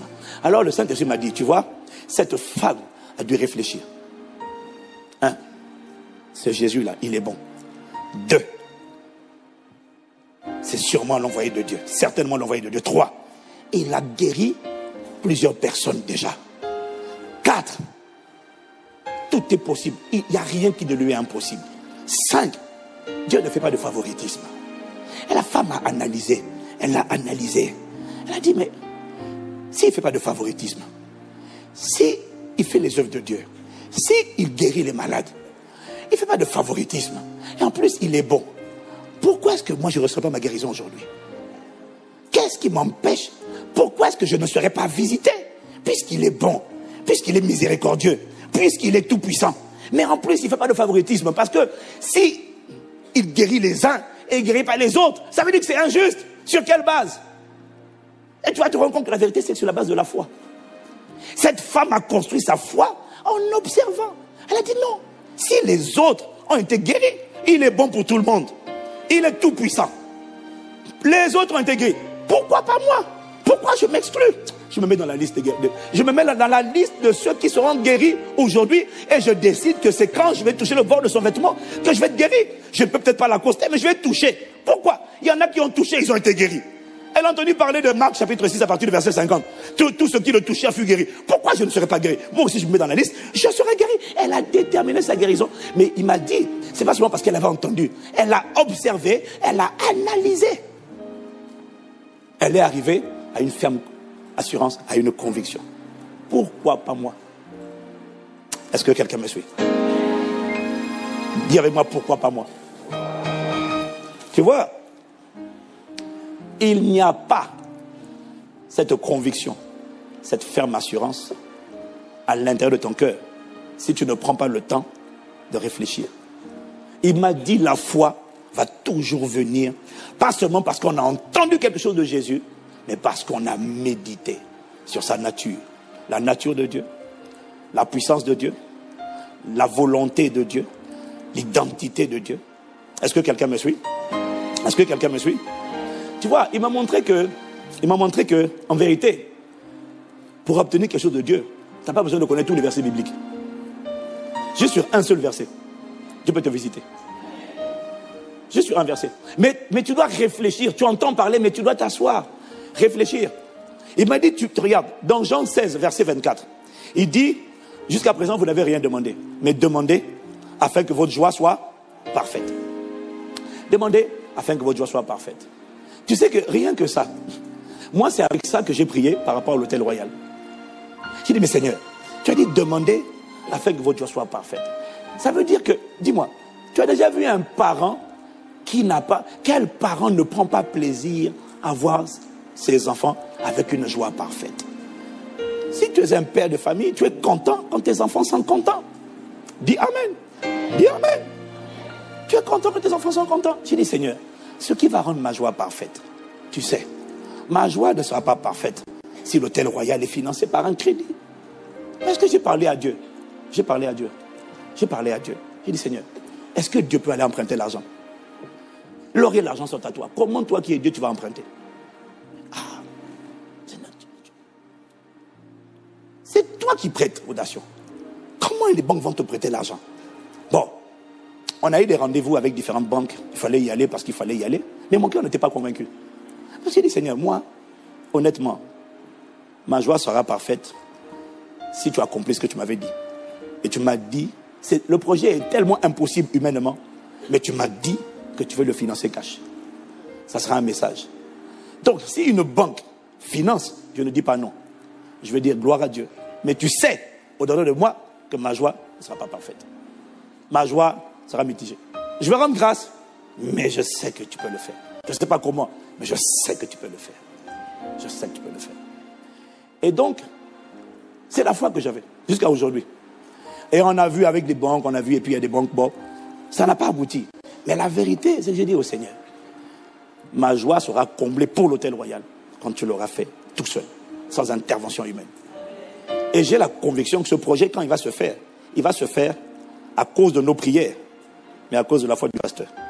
Parce que je dis, Seigneur, tu vas le faire. C'est impossible humainement, mais tu vas le faire. Quelqu'un va se lever quelque part pour dire, je finance ce projet. Ce sont nos prières qui vont frayer le chemin. Quelqu'un va se lever. Parce que nos contributions ont permis d'avancer. Mais le gap est encore énorme. On n'est pas inquiet. J'ai dit, Seigneur, notre joie sera parfaite quand c'est toi. C'est toi qui l'auras fait. Ah, dis Amen. Dis Amen. Tu vois, la femme avec la femme cananéenne, comment elle a fait pour obtenir la guérison de sa fille? Cette femme savait qu'elle n'était pas qualifiée. Parce qu'elle n'est pas israélite. Mais ça ne l'a pas gênée. Elle n'est pas israélite, ça ne la gêne pas. Jésus lui dit, elle veut dire au secours, ma fille est tourmentée par un démon. Jésus lui dit, il n'est pas bon de prendre la nourriture des chiens, la nourriture des enfants, pardon, pour la donner aux chiens. Elle dit, c'est pas grave. Cette femme, il n'y a pas besoin de beaucoup de versets. Cette femme a juste observé Jésus. Elle a observé qu'il était tout puissant, et puis elle a observé la nature de Jésus, ce qu'on appelle la bonté. Elle sait, les gens l'appelaient rabbi, ça veut dire maître. Elle sait que tout maître de maison, s'il a des chiens, tout maître de maison, il va donner à manger à ses enfants, mais tout maître qui a un chien donne également à manger aux chiens. Est-ce que quelqu'un me suit? Regarde son raisonnement. Elle dit, ok, il n'est pas bon de prendre la nourriture des enfants, de les donner aux chiens. Mais elle sait que tout maître de maison, quand il aura mangé, le reste, les chiens vont prendre. Mais dans la nourriture que les chiens vont prendre là, il y a des os, il y a un peu de chair, il y a un peu de ci. Et qu'un chien peut être rassasié quand même avec les miettes qui tombent de la terre, de la table des enfants. Elle le sait. Donc elle dit, c'est pas grave. Je suis convaincu quand même que les chiens arrivent à se rassasier avec ce qui sort.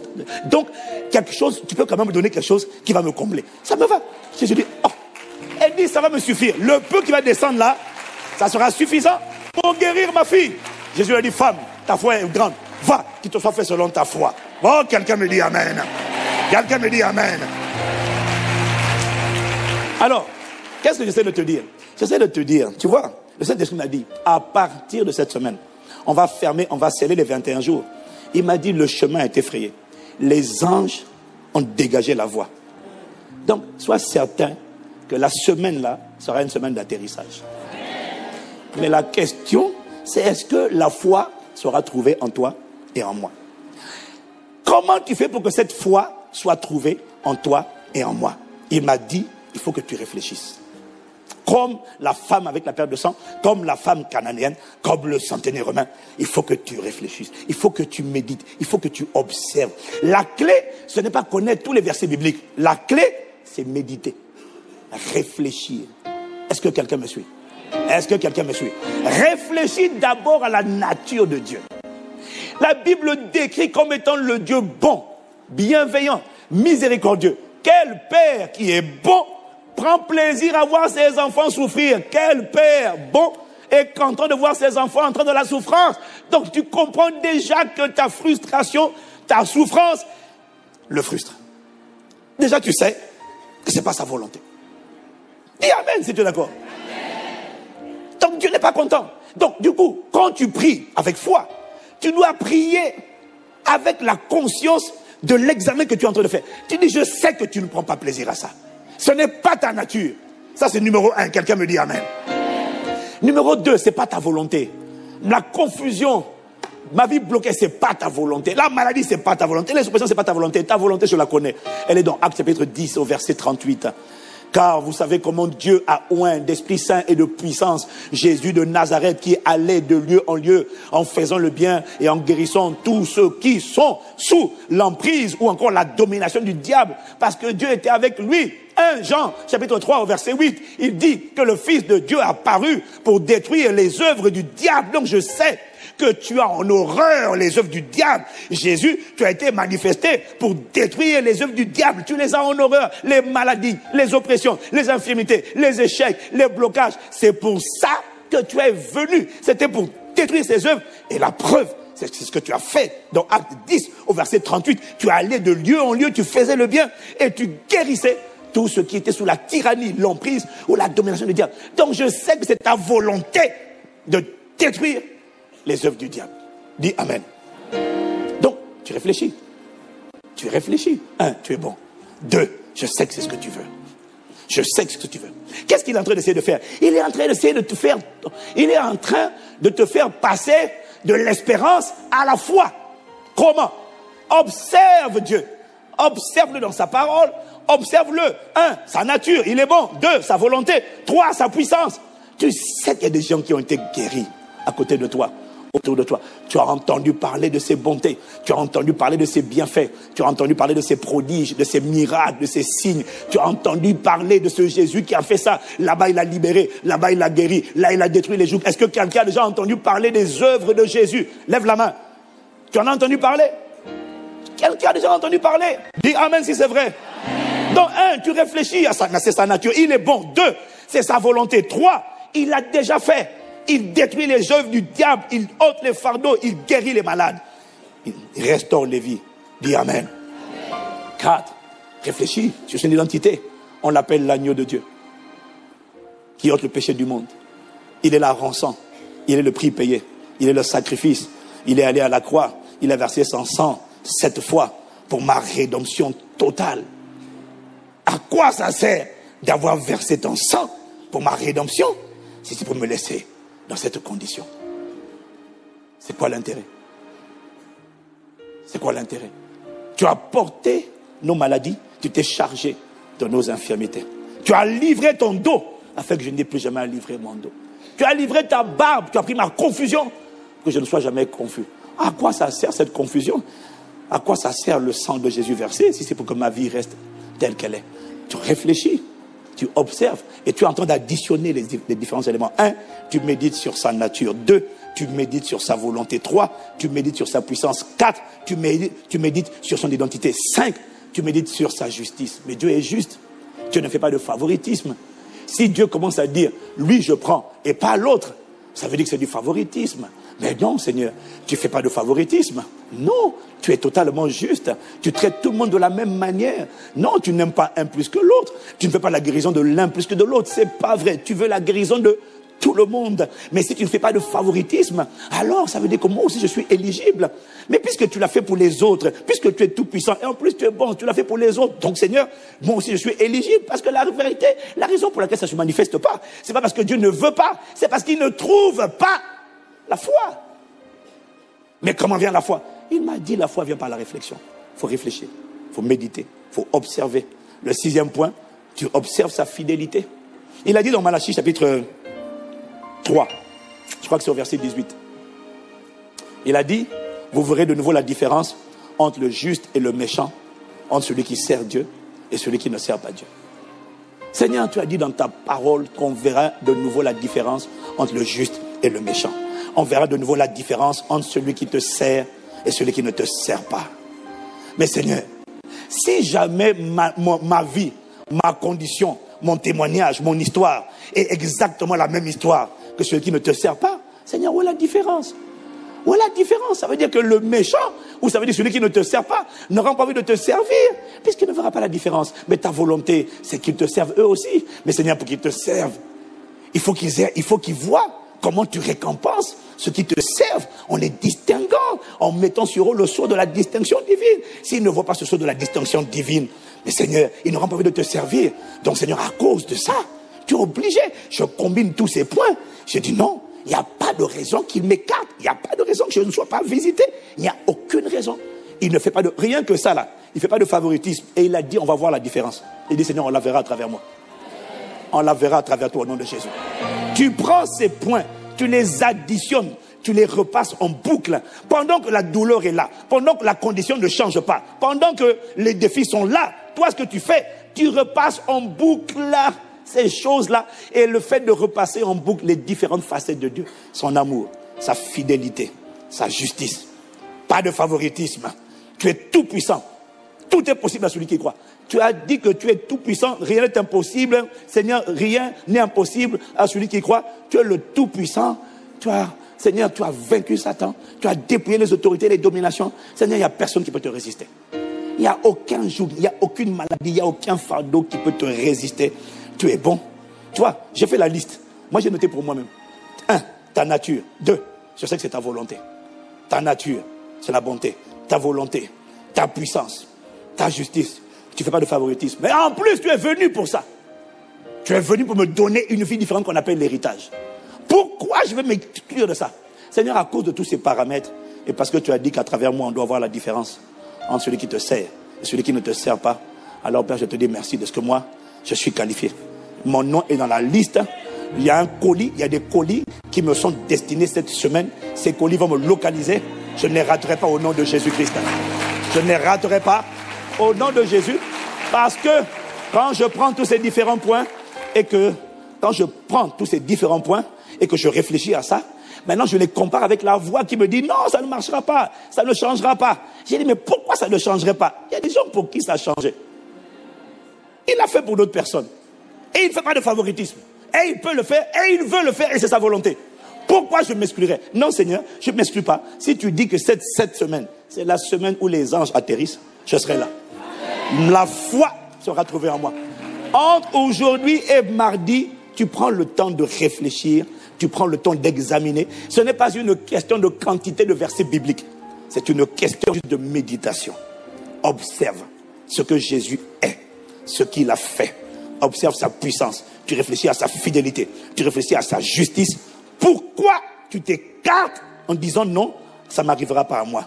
La femme avec la perte de sang et Bartimée et le centenaire romain ont dit, ah, moi quand je vois, je combine tous ces différents paramètres, je les ajoute ensemble. Je ne vois pas pourquoi il ne le ferait pas pour moi. Il le fera pour toi. Quand tu as cette certitude qu'il va le faire pour toi, parce qu'il veut le faire, il le fera. C'est ça qu'on appelle la foi. Dis Amen. Acclame le Seigneur. Alléluia. Je m'attends à toi. Les barouches. Les ah Seigneur, cette semaine, quand je médite, quand j'additionne, je réfléchis et j'analyse. Je sais que tu es bon. Un père aimant et bon ne prend pas plaisir à voir ses enfants dans la détresse. Je sais que tu ne prends pas plaisir. Au contraire, quand ses enfants sont affligés, tourmentés, n'importe quel père ou n'importe quelle mère est en colère. Et sache une chose, Dieu est en colère contre tout ce qui t'afflige, t'accable et te fait souffrir. Parce que si toi tu le ressens, imagine le Père par excellence, son état d'esprit. Il a envie de laisser agir sa colère envers ce qui te met en colère, ce qui frustre ton âme. Mais ce n'est pas tout. Il n'est pas seulement bon, il ne veut pas seulement ton bien. Mais ce n'est pas tout, je disais, il ne veut pas seulement ton bien. La vérité, c'est que c'est sa volonté. Le Fils de Dieu a paru pour détruire les œuvres du diable. Si les œuvres du diable dans ta vie ne sont pas détruites, alors Jésus est venu pourquoi? Pourquoi il est venu? Il a paru pour détruire les œuvres du diable. Il allait de lieu en lieu, faisant le bien et guérissant tous ceux qui sont sous l'emprise du diable. Il a paru pour détruire. Réfléchis, les œuvres du diable. Quelles sont ces œuvres? Pauvreté, ténèbres, maladie, affliction, dépression, suicide, blocage, défaveur, vie bloquée, célibat chronique alors que tu ne veux pas le célibat, mariage bloqué.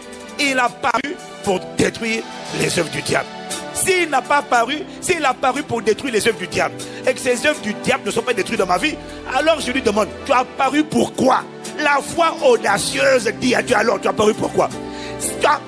Donc quand je comprends ça, j'ai dit, Seigneur, mon cas est réglé cette semaine. Si tu as paru pour détruire les œuvres du diable et que quelque part dans ma main, dans ma vie, la main du méchant est en train d'opérer, cette main va s'arrêter, elle va être brisée au nom de Jésus. Parce que tu es bon, parce que c'est ta volonté, c'est pour ça que tu as été manifesté.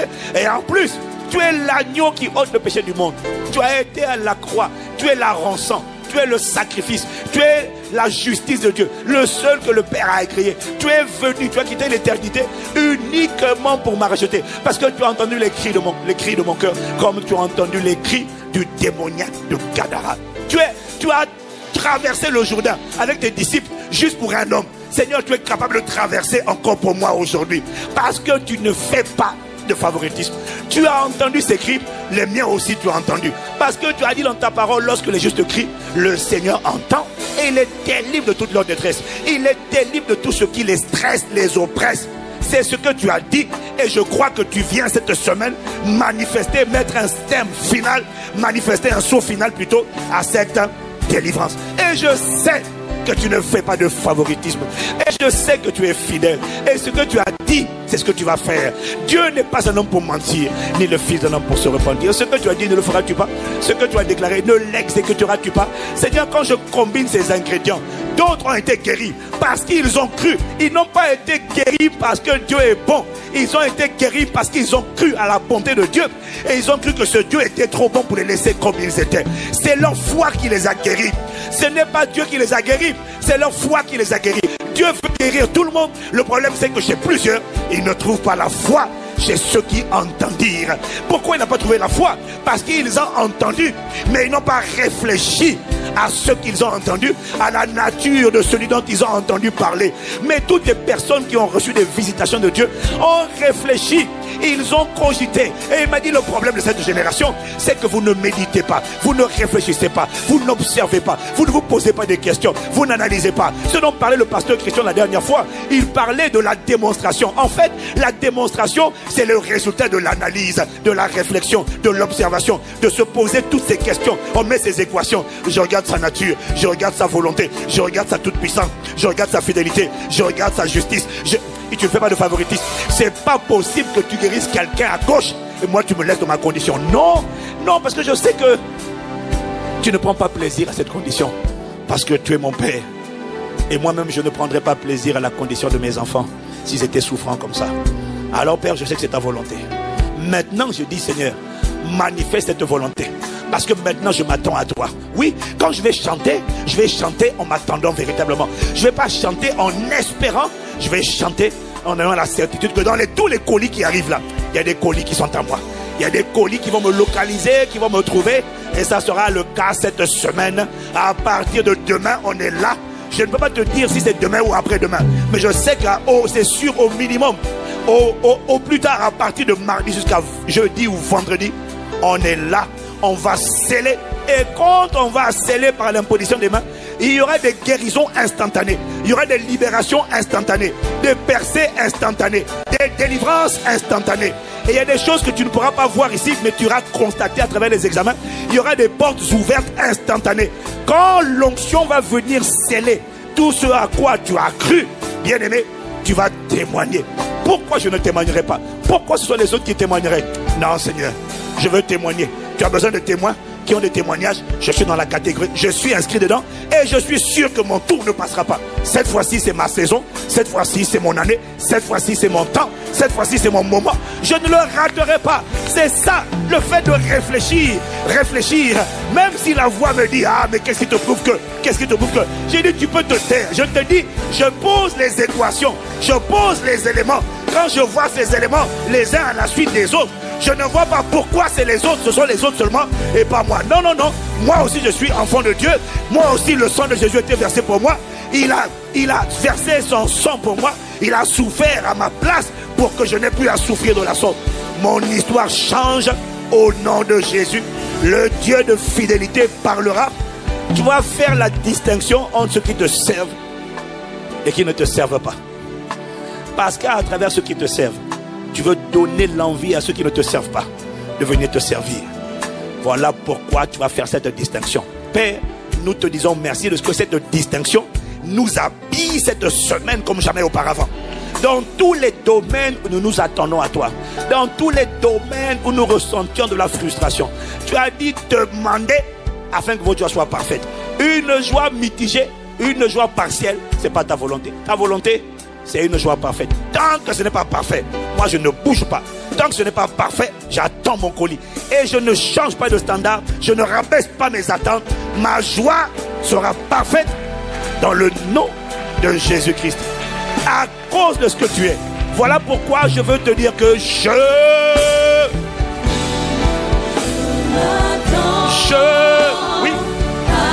m'attends pas à être raté. Je ne m'attends pas à être contourné. Je m'attends à être rencontré. Je m'attends à ta livraison. Je m'attends.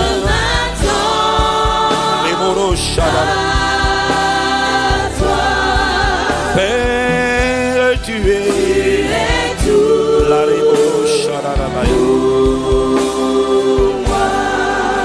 Je m'attends cette semaine sur les rails de ta volonté. Nous connaissons déjà ta volonté. Ta volonté, c'est de manifester la parole. Accorde-nous la grâce de méditer, de réfléchir, d'additionner tous ces différents éléments. Ce sont les éléments qui produisent la foi qui vit le miraculeux. Si la femme cananéenne, si la femme avec la perte de sang, si le centenier romain, s'ils ont réussi à arracher le miracle, Père, notre tour, c'est cette semaine. Dans le nom de Jésus. Ce qu'ils ont vu de toi, nous nous voyons encore mieux que ça. Parce que nous te voyons comme le Messie, l'envoyé, le Christ, le Shiloh, le sacrifice, la rançon. Sur lui, le sang devait être versé pour notre délivrance totale. Eux, ils ne savaient pas. Nous, on le sait. Seigneur, nos cas sont réglés cette semaine. Nos cas sont réglés cette semaine. Nos cas sont réglés. Alors, il y a quelqu'un qui va venir. Il va dire, Seigneur, dès que je reçois l'imposition des mains, la boucle est bouclée, le dossier est fermé, on commence une nouvelle vie. La restauration des années perdues, des opportunités perdues, Seigneur, de tout ce qui m'avait frustré, et scellé. Dès que je reçois l'onction, la boucle est bouclée, ma vie est scellée dans le nom de Jésus. Les cieux et la terre passeront, ta fidélité ne passera pas, Père, dans le nom de Jésus. T'avons ainsi prié avec action de grâce. Nous nous attendons à toi. We thank you, Lord. Au nom de Jésus. Tu es tout pour moi. La yara malerobos, yara rabos.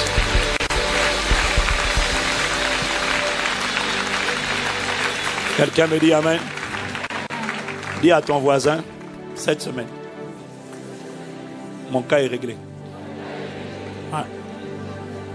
Quand tu vas t'approcher après avoir réfléchi. Pourquoi ça échouerait? Pourquoi ça ne marcherait pas? Pourquoi la captivité continuerait? Elle n'a pas de raison de continuer. Mais Dieu a besoin de faire naître la foi en toi. À la maison, tu réécoutes ce message. Je ne sais pas si ce sera le premier ou le deuxième culte qui sera mis, mais on mettra le culte où le pasteur était le plus frais. Mais oui, mais toujours. La prédication, ce n'est pas bouton automatique. Dis Amen.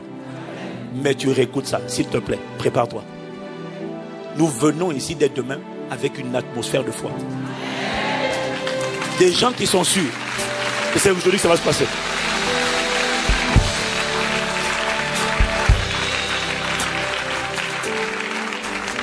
Cette semaine, on ne va pas forcer. Si tu es paralytique, si tu boites, on ne va pas te forcer ta jambe. Non, non, non. C'est à toi de faire agir ta foi. Moi, je n'ai pas vu dans la Bible où Jésus tire les gens. Viens, viens, viens. Non, non. Jésus dit, lève-toi. Les gars, ils se lèvent. On n'est pas là en train de le tirer. Tu te lèves si tu crois. Mais si des paralytiques se sont levés, pourquoi pas toi? Pourquoi ça ne marcherait pas? Dieu ne fait pas de favoritisme. Le sang de Jésus a coulé pour nous tous. Pourquoi il m'oublierait? Je t'en supplie, ça ne dépend pas de Dieu. Ça dépend de la foi qu'il a trouvée en moi. Ce que je t'ai dit là, c'est quand tu additionnes ça, c'est ça qui te permet de tuer la voix qui te fait douter. Tu te dis non, ça ne marchera pas. Tu dis ça ne marchera pas, pourquoi? Et maintenant, ce que tu vas faire, c'est lui expliquer à la voix qui te parle là, lui faire la démonstration. Regarde, je vais t'expliquer pourquoi ça va marcher. Non, c'est ça que tu dois faire. Je vais t'expliquer pourquoi ça va marcher. Pourquoi tu es un menteur et tu es vaincu et tu as échoué et tu as échoué dans ma vie. Je vais te dire pourquoi ça va marcher. Je vais te dire et tu cites. Voilà pourquoi ça va marcher. Et tu fais tourner ça en boucle, en boucle. Bien aimé, tout ce qui frustrait nos âmes ne nous frustrera plus. Toute captivité s'arrête. J'ai dit à Dieu, c'est maintenant.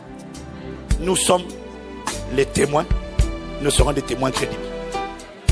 Voilà, c'est fini. Les fibromes, c'est fini. Tout s'arrête. Tout s'arrête. Au nom de Jésus. Alléluia. La roche.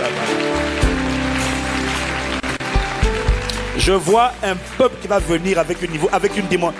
Je sens qu'il va y avoir ici une atmosphère de foi qu'on n'a jamais vue à Impact Centre Chrétien. Aïe, aïe, aïe. Barachata la bouche. Incline la tête, incline la tête. Avant de rendre le micro, je ne peux pas rendre le micro sans te donner à toi qui est là pour la première fois ou pour la deuxième ou la troisième fois. Mais tu n'as jamais donné ta vie à Jésus encore. Tu as entendu cette parole et tu dis, moi aussi je veux vivre la foi qui fait des miracles, qui permet de vivre, de recevoir, de manifester, de provoquer les miracles. Mais tu vois, Dieu ne te doit rien tant que tu n'es pas d'abord son enfant. Et Jésus a donné sa vie pour faire de chacun d'entre nous des enfants de Dieu. Si tu ne connais pas, tu n'as pas reçu Jésus dans ta vie, tu n'es pas encore enfant de Dieu, tu es créature de Dieu. Ma Bible dit que les enfants de Dieu, ce sont ceux qui ont reçu la parole de Dieu, qui ont reçu la parole de Jésus-Christ et qui ont cru en son nom. Et à ces personnes, dans Jean 1, verset 10 à 12, la parole de Dieu, Jésus-Christ a donné le pouvoir de devenir enfant de Dieu.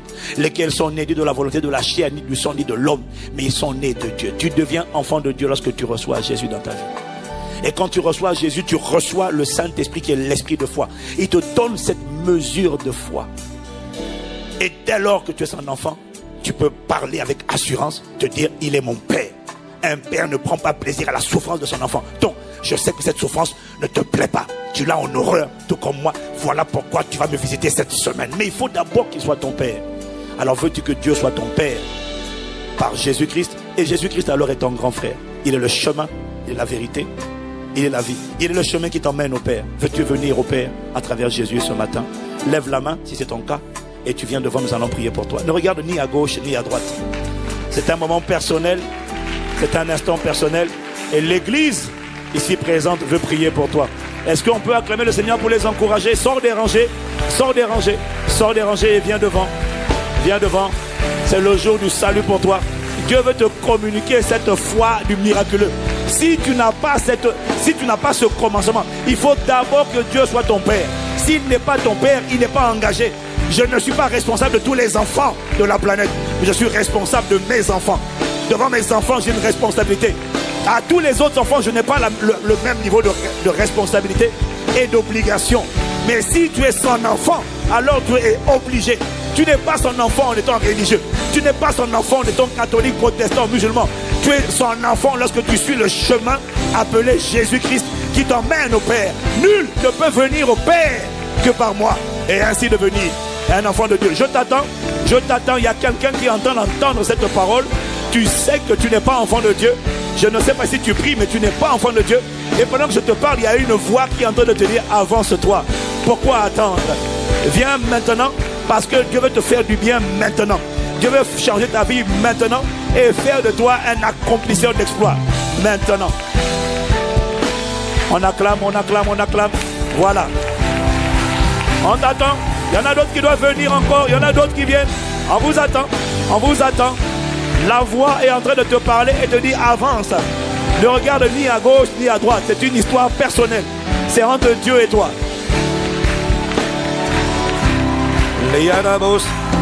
Cette semaine, je m'attends. Je m'attends. Tu es. À Paris, sur Internet, tu cliques sur le bouton. À Paris, tu t'avances devant. Je m'attends à toi. Tu es tout pour moi. Waouh, Seigneur, nous te remercions. Il y a de la joie dans le ciel. Wow. Lorsqu'un seul pécheur se répand, il y a de la joie dans le ciel. Bien-aimés, je vais vous inviter à faire une prière. Vous êtes avancés, je vais vous avancer à faire une prière. Avoir Dieu pour Père n'est pas automatique. La religion nous a dit que nous sommes tous enfants de Dieu, c'est faux. Nous sommes tous créatures de Dieu. Enfants de Dieu, on le devient uniquement par Jésus-Christ. Il est le chemin, la vérité, la vie. Waouh. Et je vais prier avec vous. Nous, l'église, nous voulons prier avec vous. C'est une prière simple. Bonjour. C'est une prière puissante parce que c'est la prière qu'on a faite nous aussi un jour. C'est la prière qui détermine le passage de la mort spirituelle à la vie, des ténèbres à la lumière. Quand vous allez faire cette prière, Jésus va rentrer dans vos cœurs par son esprit. Il va rentrer en vous, va mettre sa main sur vous. Je vous garantis qu'en moins de 3 mois, vos vies vont changer. Ah oui, vous n'allez pas vous reconnaître. Tout ce qui vous combattez ne vous combattra plus. Si vous pouvez être là cette semaine, soyez là. Si vous attendez à Dieu, bon, vous on va accepter.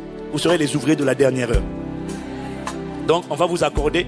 Parce que comme le ciel est dans la joie à cause de vous, Dieu ne va pas attendre. Va vous visiter maintenant. Voilà. Va vous visiter maintenant.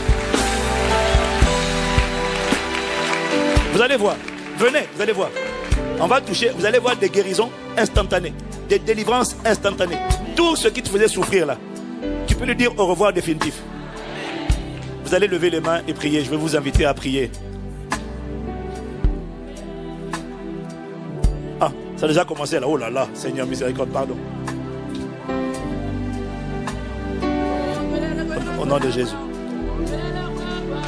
La paix au nom de Jésus. Aïe, aïe, aïe.